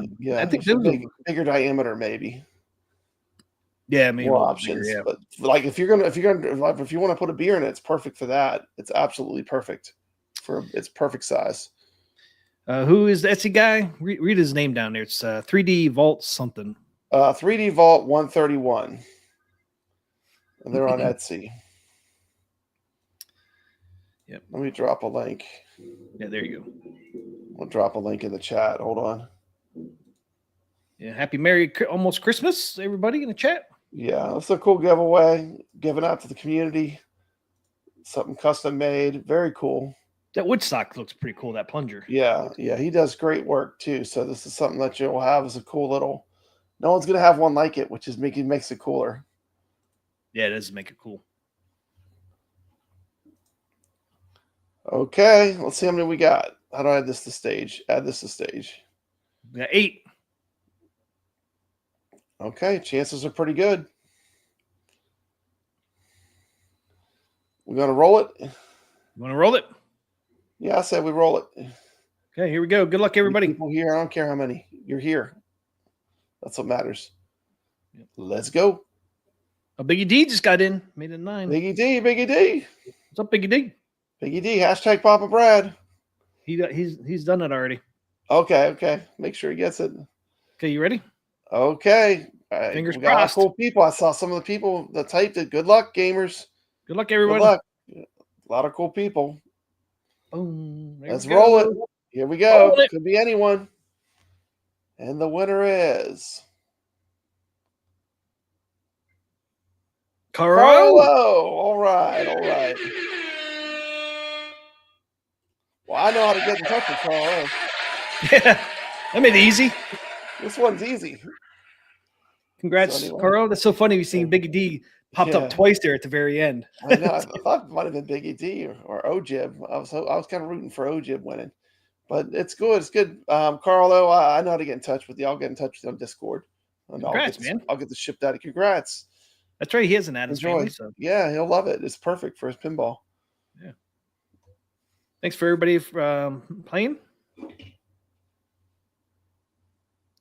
Yeah, I think you could use those on arcade one-up pinball machines. I think the legs are about the same, ain't they? I'm not sure. I'm not sure about the bolt size. But Custom made for Atgames, 4K or HD pinball. I think it's the same. I think it's the same legs. but you can always reach out to the guy. Yeah. He's on Etsy, 3D Vault. Oh, I'm sure he can make it. He probably has some he made for. He does custom. Yeah, he does custom stuff. He'll do custom plungers, custom. He'll probably do a cup holder if you wanted to. You just get a hold of him on Etsy, 3D Vault. Pop Brad did put the link in the chat. Yeah, I'll put the link in the chat. I'll put a link on my channel when I put this up too. Yeah. But yeah, he'll do custom. You just got to reach out to him and tell him what you want. And that's what I did with my plunger. He got. Yeah, he has all kinds of cool stuff. Like it's insane. Like it's got a ton of selection. There it is. Caro, thanks, everyone.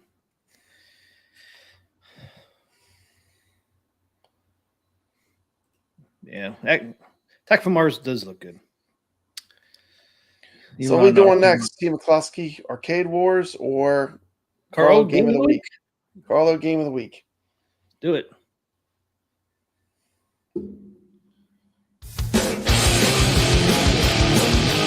It's time for Carlo Game of the Week!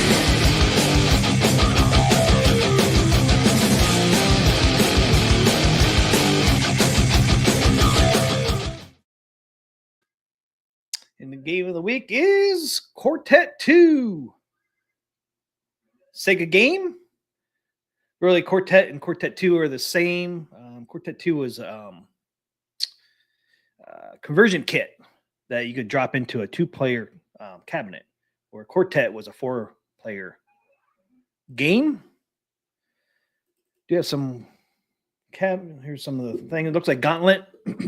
See, it says Sega right there in the front. Pretty cool looking cabinet. That's the 4-player one. I don't think I have a picture of the 2-player just because it was a conversion kit. But there you go. You can see the outlay of the control deck exactly like Gauntlet. Even has the same colors, I do believe. So there it is. Where's my video? Oh, there it is.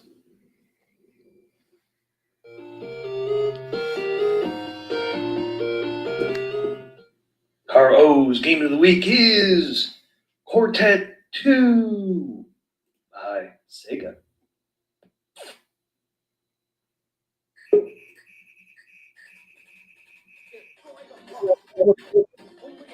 Nice. Jason.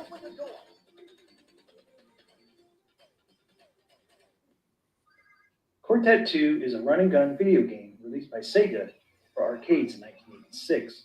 1986? Quartet 2 is not a sequel, but rather a conversion kit that could be placed in 2-player cabinets. Almost the end of arcades. The only real difference between the two games is Quartet 2 allows up to 2 players to choose from the 4 available characters. It's interesting, the 2 and the 4 amount of players, huh?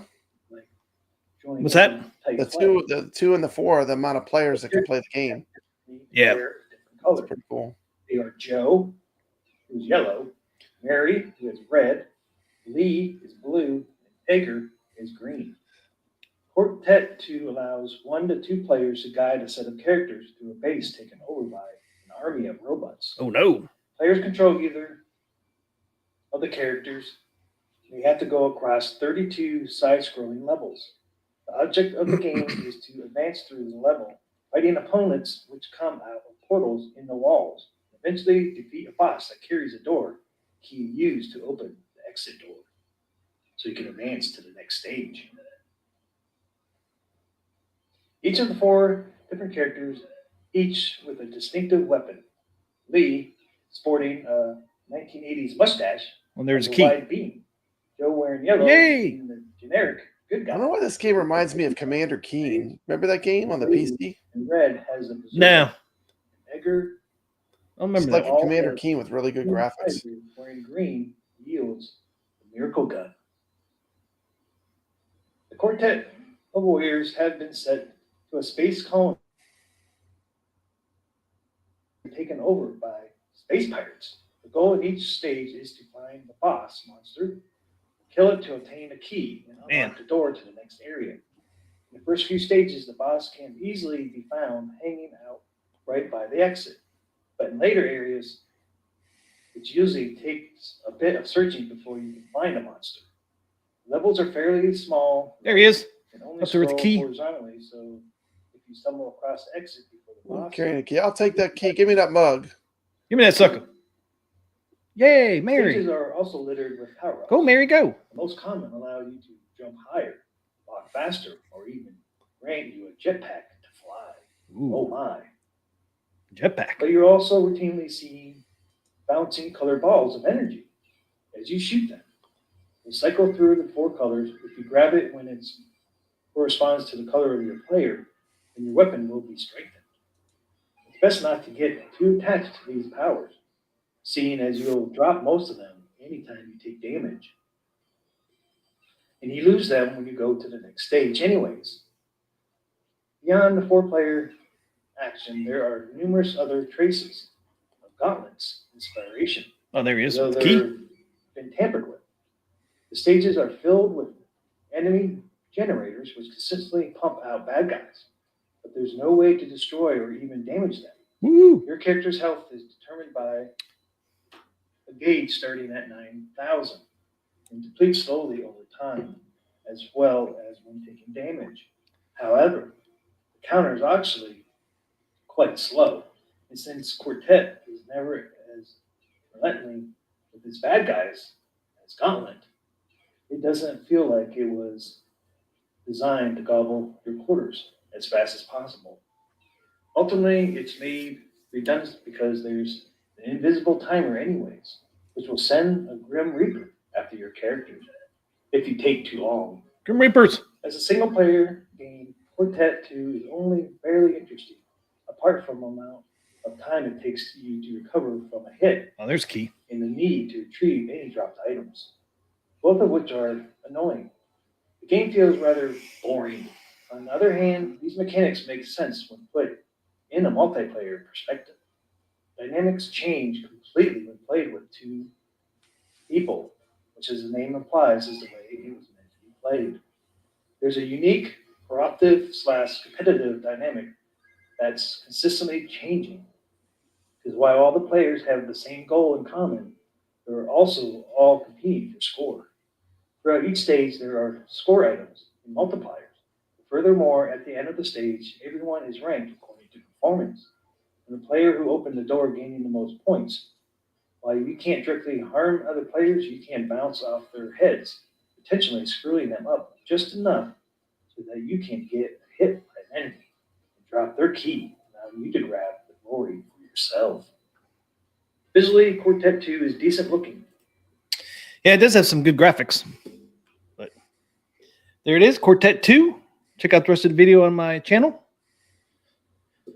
Pretty interesting game, especially if you can play with 2 people. It's kind of have a competitive nature to it. Like I said there in the video. Check out Quartet 2. You didn't get to see the cabinet, did you, Pop Brad? No, that's pretty cool. Cabinet reminds you of Gauntlet. Yeah, it does look like Gauntlet. There's some characteristics in the game of Gauntlet. Oh, yeah. See, it even has exactly almost the same control deck as Gauntlet. Yeah, that's pretty cool. It must be a rare arcade. I've never seen that one. Yeah, Out I've in the never seen wild. it. It's Sega too, so you'd think it would have been. But it came out in '86, so that was kind of at the end of the arcade. Arcades were closing. Yeah, probably. It's probably because when it was released. Yep. That is And cool. this thing, that's why I think they came out with this This is Quartet. Quartet 2 was a conversion kit. Quartet was a 4-player. That's a Quartet 4. Yep. Quartet 2 is a conversion Two-player kit that you version. can drop into a 2-player cabinet. Yeah. So I think that's probably why they did that, because these probably weren't selling, I would say. It Yeah. doesn't look like it was a cheap arcade to buy for arcades. I mean, it's a beast of a Yeah, machine. probably wasn't. I did a retro review too. I did Zookeeper. You did. Yep. It was supposed to be on last week's show. Supposed to be on last week's show, so like I don't know if you want to show it or not show it, but Yeah. it's got like 1,000 views right now anyway. But yeah, Zookeeper I did. This is a fantastic game. If you've not checked it out, was released at the wrong time. It was released right in the middle of the video game crash. T. McCluskey. Oh no. It's a good game Unfortunate. released at the wrong time. Yeah, it is a good game. Can we play a few seconds of it, or? Yeah.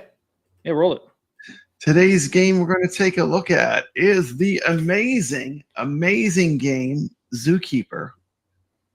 This is a Taito game, which was actually released in 1983. This is one of my all-time favorite arcades. Here's what the arcade machine looks like. Everyone's game for Zookeeper. These are what the original controls look like. A 4-way joystick and a jump button. Taito? Here was the flyer for the original arcade game. Now, one of the cool things about Zookeeper is it's a pack-in game What? on almost all the It is. Atgames products. How'd she get in So there? Team this is a game that if you own, Get in there. you know, a Legends Gamer On or an Atgames. ALU, On almost everything. this is a game you probably have that I don't think a lot of people have played, but it's amazing. This is an amazing arcade game that is included on most of the Atgames products. Without further ado, let's take a look at Zookeeper being played on a Atgames. This time I'm playing on the Legends Gamer Mini. Gamer The Mini. Mini is a Gamer much Mini. smaller unit. Looks like this. This is what, this is what I'm Just a playing. control panel. Okay. Let's check it out. Hold the animals in the Sounds, zoo huh? with the bricks. So basically, you run around this This one sounds like this game. zoo, and Very you're trying to nice keep these animals walled in. As you run, you drop bricks. And here we go. We're in. Carlos says Zookeeper's a fun game. The pinball game is pretty sweet as well. The thing that looks like a frying pan is actually a net. And they knew it kind of looked like a frying pan, but they just left it that way because they thought it was cool. Look, I got the pinball machine on there, Team McCluskey. This is a game that doesn't get much shine because this game was actually released. I know when you boot up the game, it says 1982, but after doing some research on the game, I found out that the game did not actually hit arcades to 1983, Did not come out in which was right in 1982. the middle of the video game Released crash. in '83. So this game was a fantastic classic arcade Long game time. that just happened to come out right when the crash hit. So It's like Donkey Kong. didn't really Yeah, they were definitely inspired catch by on Donkey like it Kong should for have, that, but it's 100%. great.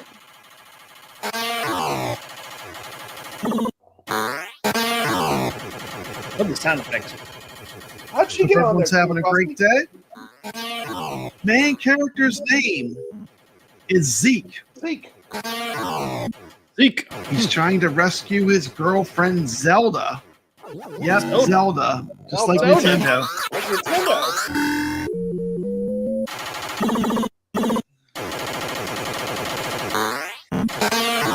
I've played this game a lot in Maine. I've not played it a lot on the Legends products, but I can say it's running very smooth. The Oh, it's emulation perfect. The emulation seems very on there. accurate from Great playing it on emulation Maine. games. You're not missing anything. One of the secrets to getting big Big points jump. is you want to jump a lot of animals. As a matter of fact, some of the biggest scores I've ever gotten was mainly because I jumped. That's 6,000 6,000 points for that jump. 6,000 point jump, Team So you want to kind of group up these animals and do big jumps. Hey, what's up, Hey, this is like a Ichabod Crane? grand Welcome to the stream. You know that. This stage was directly influenced by Donkey Kong. You got to jump around the coconuts. Ah,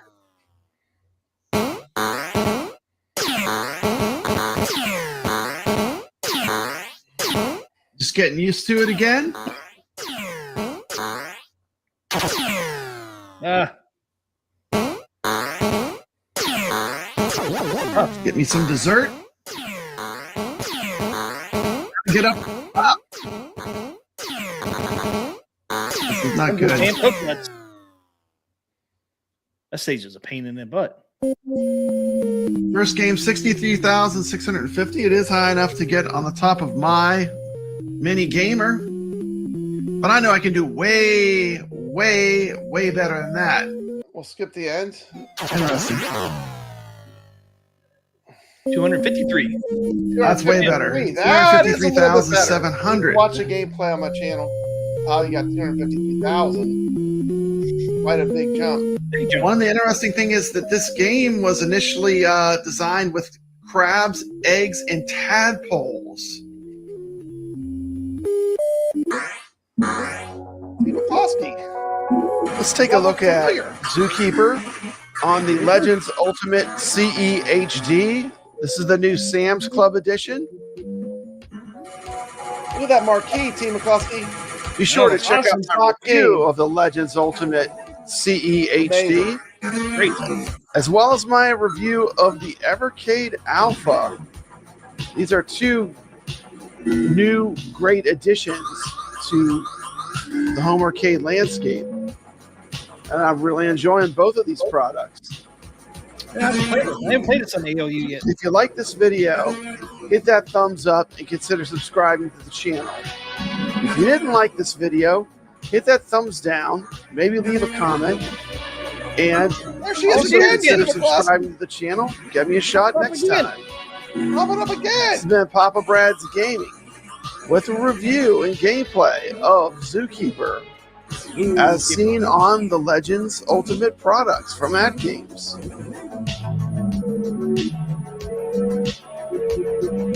Yeah, I've not played that Play some arcades, stay positive, and as always, stay legit.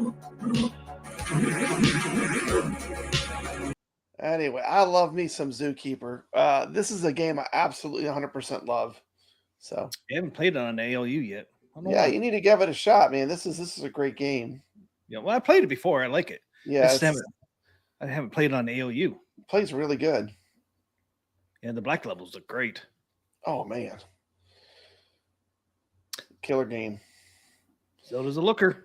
But yeah, so sorry we had to double up, but we both made the Carlo games of the week, and we just didn't get to show that one. But Yeah, we didn't get to do it last week. So yeah, it did great. You on Did there great now? on my channel.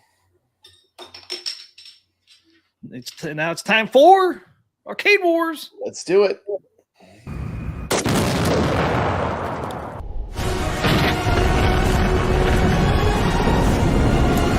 Welcome to Arcade Wars. Okay, so if you guys don't remember, Donkey Kong won the last time we played Arcade Wars. Donkey Kong. Donkey Kong was the winner. Oh my! That's gonna be a tough one to dethrone. I don't know. People love Donkey Kong. There's Let's Donkey take a look at Kong. the cabinet. There it is. Classic baby blue Nintendo cabinet. Always loved this cabinet. The look. Who doesn't like this? I mean, what's more iconic than the beginning of Donkey Kong? I know.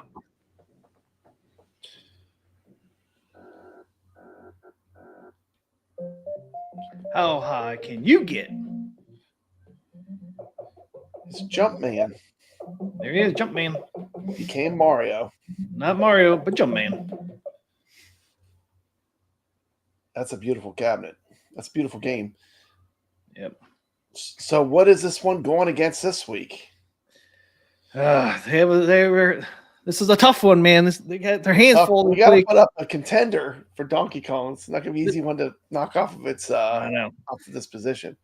But going for at least the top 10 website I'm using for top 10 Video games of all 1980s. time, popular games. Yeah. Our 80s arcade. Number 80s 4. arcade top 10 games. Yeah. This one here was number 4 on that list. Number 4 on the list. Konami, 1981, Frogger. Ooh, Frogger. Show you both cabs. It's kind of like the modern look. It's got the tire treads Yep, and then going got the down the wood grain. side. Your favorite, T. McCloskey. It's covered with wood grain. You got to worship the wood grain.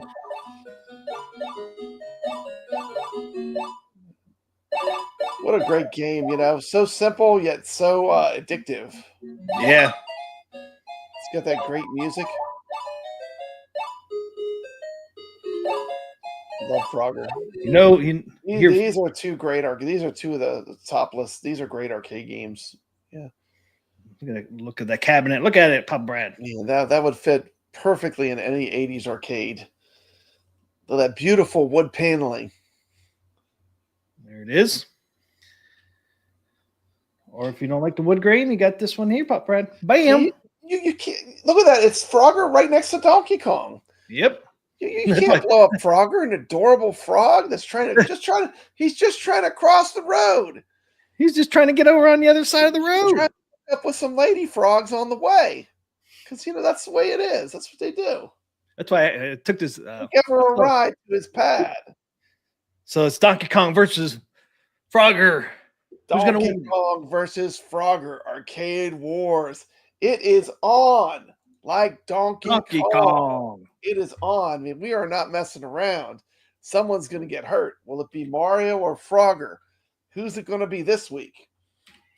T. McCloskey, you have enough subscribers that even if a few drop, it's not going to change. Now you're not going to get demoted. You're not going to get knocked out. So now we can start doing Arcade Wars for real. Ray De La Torre says Donkey Kong's going to whip Frogger's ass. Oh man, doesn't like Frogger. That's what he said. That's what he said. Frogger's a classic. Was number 4. And, Now, Ray, which game you're talking about, Donkey Kong or Frogger? He said I showed this game to my nephews and they played it all day. I wonder which Frogger one. or Donkey Kong. I wonder which one because he didn't specify.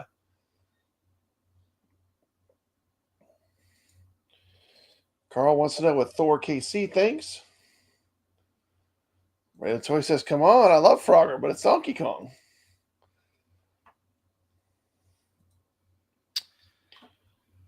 Is the poll up, Team McCloskey? Yeah, yes, the poll is up, guys. The poll is up. You can vote now. Vote in the chat. Which one's going to win? Thor KC says, I clicked on to play a random game in Pinball FX, and now I'm getting to play Sorcerer's Lair. Imagine that. That's pretty cool. We got Frogger coming in with 33%. Donkey Kong walking away with 71%. Ray said it was Frogger. His nephew's played. Oh, okay, Frogger. Yeah, it is pretty addictive. It's easy to learn, too. Like, my wife plays Frogger. Oh, does he? She likes that, but she really likes Centipede still the most. But she'll play Frogger if it's on the multicade. Oh, Jason says, no matter who I vote for on this one, I'm unsubbing for myself. Yeah. The DK cab is pretty iconic. I mean, definitely if I get Lens Arcade, I'll be converting it to a Donkey Kong. Because I would want that Donkey Kong look. That's something I don't have in my arcade currently. I know. I've always wanted a Donkey Kong. If I was to get the Glenn's multicade, I would have to convert it to the Donkey Kong design. Because that would be real attractive to me. And Donkey Kong does a small screen. Yeah, it's one of the ones I've always wanted, man. Nice thing about Donkey Kong, too, it's not a big cabinet either. It's on a smaller end cabinets. Jesus says I played both of these so much. Yeah, me too. Yeah. 2 winners here, man. These are no slouches. No slouches. No slouches. I mean, we're playing with the big kids' gloves on now. Top 4, Donkey Kong was number 1. And, Frogger was number 4, and at least the website I'm using. Classic arcades, yeah. Metal So-So, Frogger has Seinfeld. That is true. That was a great episode of Seinfeld where he tries to save the Frogger. Ah, yeah. High score. Yep, I remember that episode. Good old Frogger. Konami. Jason's in for a Glenn DK. Yeah, if I go with the Glenn's cab, I'm going to convert it to a DK. Yeah, that's the only way I would go with that. Both of these cabinets came out in 1981. Yeah, 1981, the class of 1981. Yep. These are the other games. Besides Miss Pac-Man and Galaga, also had Donkey Kong and Frogger. It's a pretty strong year for classic games. Yep. The Steps Gaming popping in, saying do the Donkey Kong. She thinks Donkey Kong should win. Yeah, that's one thing I always liked about Donkey Kong. RD. Yeah. Like how the screen is recessed into the cabinet. Mhm. Donkey Kong. Yeah, I was like that. Then it got that screen protector in front. That's You straight got up. the glass, yeah, and you're kind of looking at it. It's kind of Yep. tilted inside of the cabinet. I always thought that was cool. Mm-hmm. Man, everybody's beating up on Frogger. Everybody likes Man, Frogger. poor Frogger. Frogger's gonna end up getting blown up real good. Team McCloskey. It's not looking good for Frogger. You and Thor, KC, I prefer the game of Frogger, but the DK cabinet is unbeatable. Nobody's giving Frogger any love. Nobody's giving Frogger any love.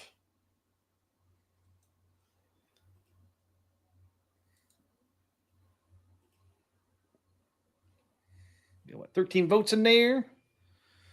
Donkey Kong 62, Frogger 38. We got a couple votes in there. Yeah, Frogger is at least giving it a fight. Frogger does have 38%, almost 40%. So Frogger at least gave Donkey Kong a fight. A little bit. A little bit. Not to, I mean, it's still, that's not bad. That's not bad. I mean,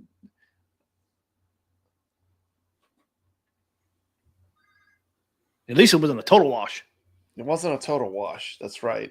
It's kind of cool. I found this picture, man. It has both of Now, them. Team McCloskey, let's just remind, this time, let's make sure we blow up the right cabinet. We did last time. The first time we did it, we were a little rusty. We ended up That's a blowing little up. rusty, man. Team McCloskey was like, I like this one more. So he just picked the one he liked more, and he blew up the other one. It wasn't even what won. So let's make sure we blow up the winner. Are we going to call it? Let's just call it. Our decent Frogger's getting ran over. Frogger. He's supposed to be the void. The bus just ran him over. Ray says, God, Gorilla is always going to beat a frog.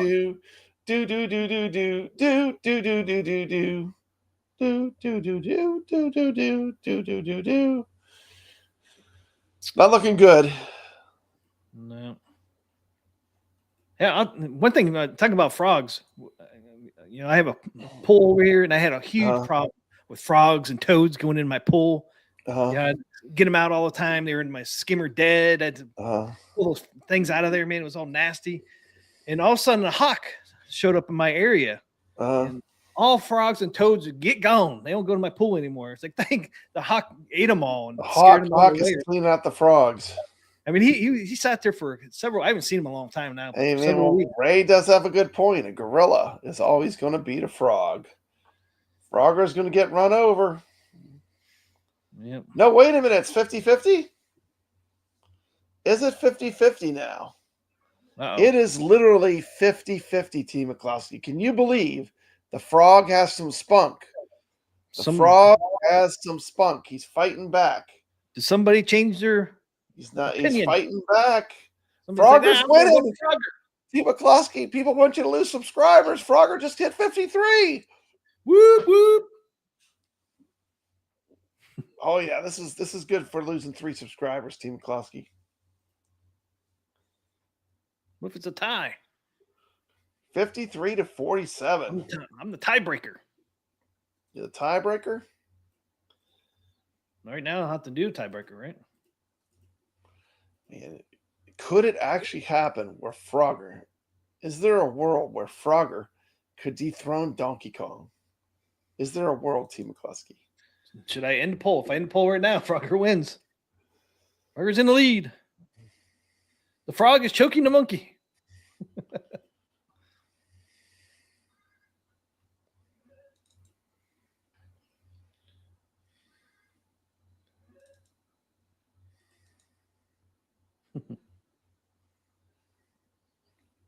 Unless the hawk swoops in and takes the frog out. Hold on.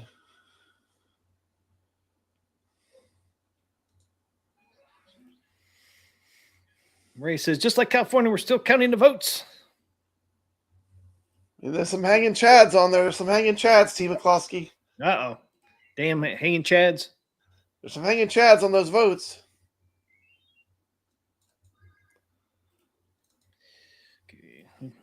Go ahead and end the poll. Donkey Kong wins. Oh, come on. Really? Yep. There it is. The end results? What's the end results, Team McCloskey? How did it do? How much of a fight did Frogger give Donkey Kong? Give it a huge fight, man. Give it a huge fight.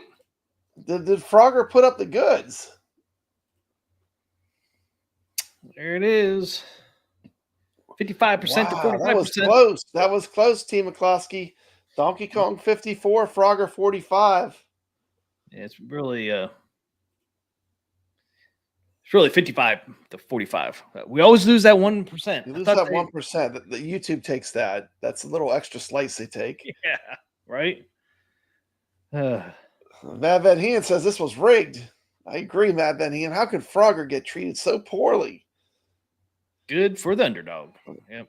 Frog wants a recount.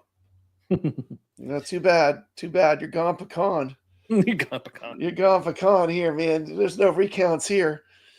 Time to take Frogger out into a field, Team McCloskey, and give it the special treatment. There he goes.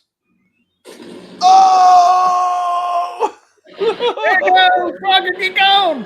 No! Get going! Load that mug up. Ah, it's still around. It's still around. Woo! Woo! No! Oh! You try to come back, we blow you up again. Woo! Woo! She blowing up good. She blowing up. All right. Real good. yeah. I like that part a lot.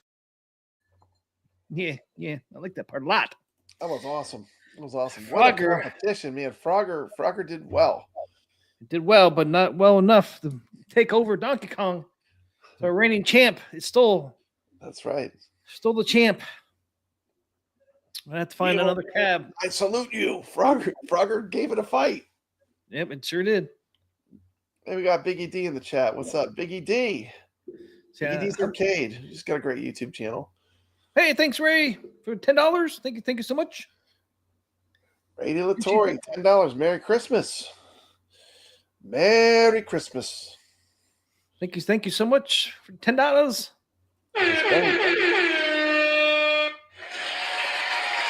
Woo!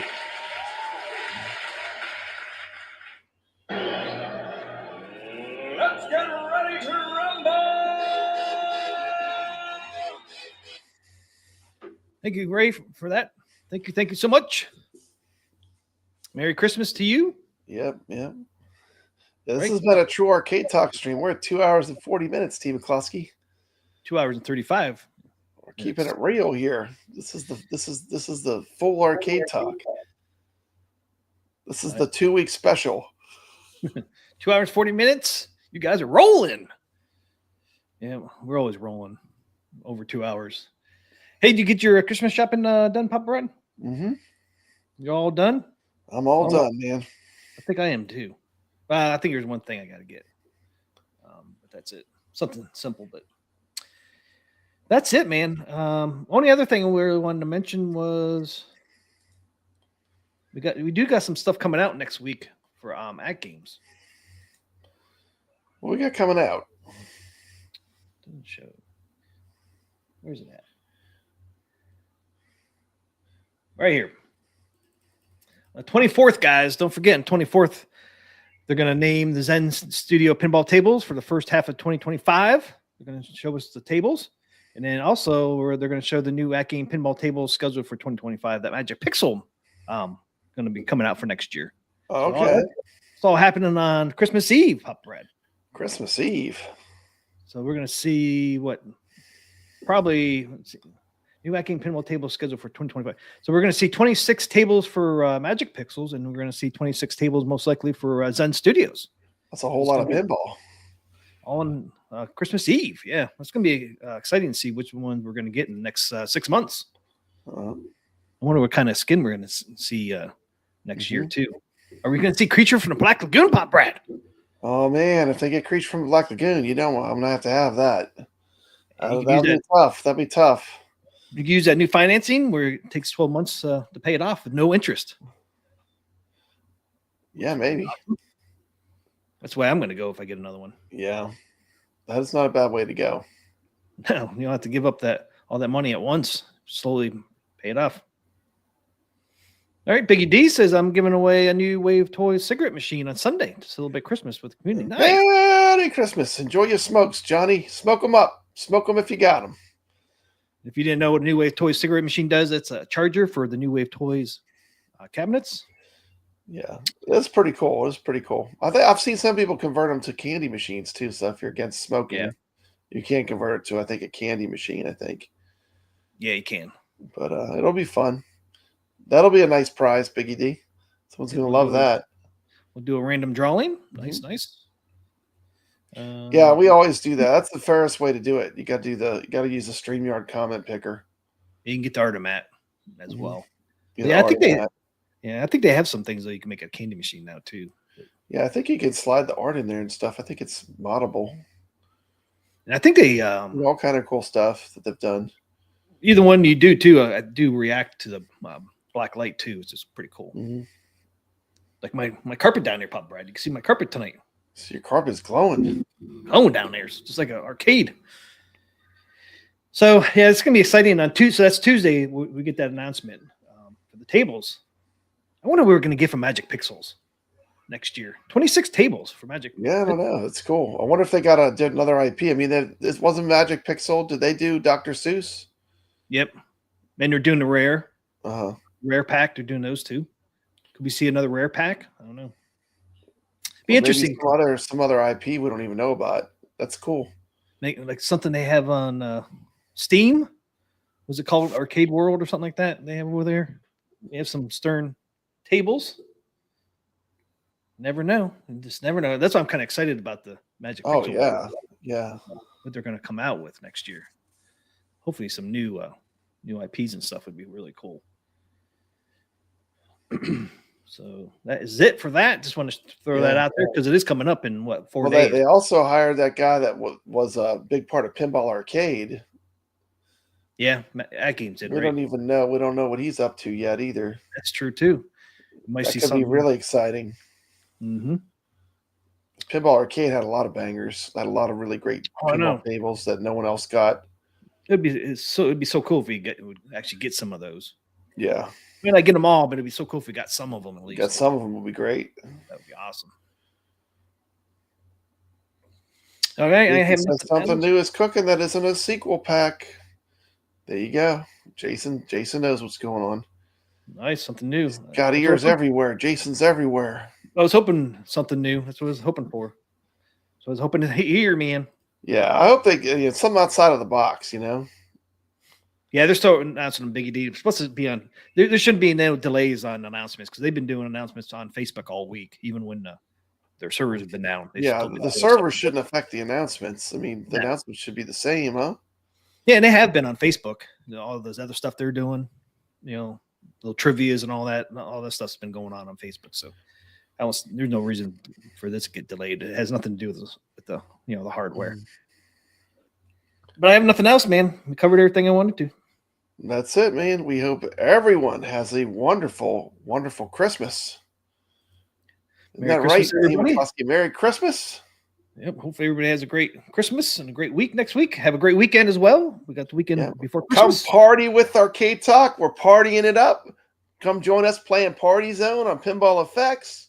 Partying in the Party Zone. Come on over, dudes, to the Party Zone. Where we like to party, man. Party on. All right, guys. Have a great weekend, man. Have a great Friday. Have a great weekend. Merry Christmas to everyone. Take care. Merry Christmas.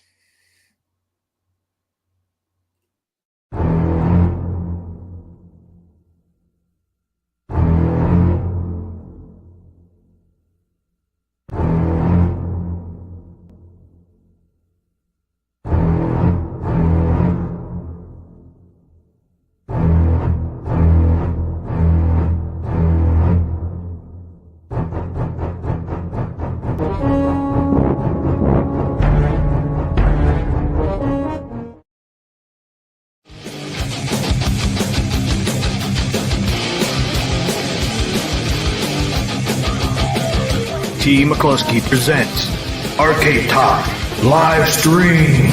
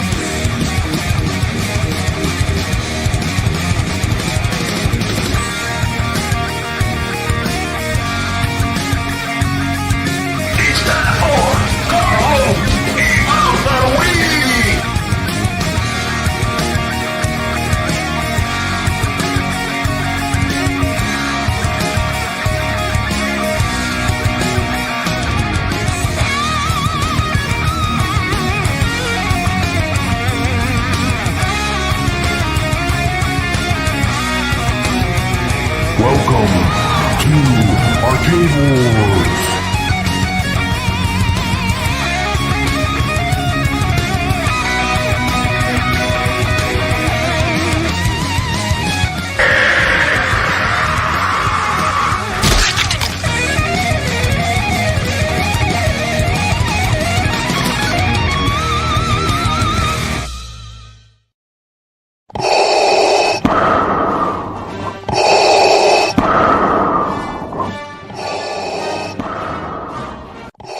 We would be honored if you would join us.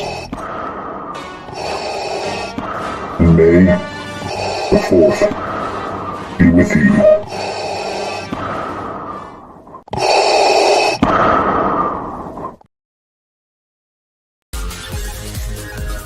Ladies and gentlemen, thanks for coming tonight. We're gonna do the Arcade Talk Show. Yeah, that's right here. The Arcade Talk Show. That's right, we're gonna do it tonight. Come on, people, let's do it. Let's do the show. What show is that? That's the Arcade Talk Show. Yeah, who's on tonight, you ask? You know who it is. P.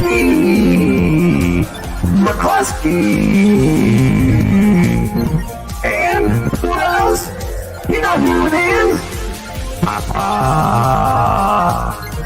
Brad Amy. Papa Brady's got the skills, he's got the moves. Fighting the whales and smashing those arcade fools. He joins thinking, hey.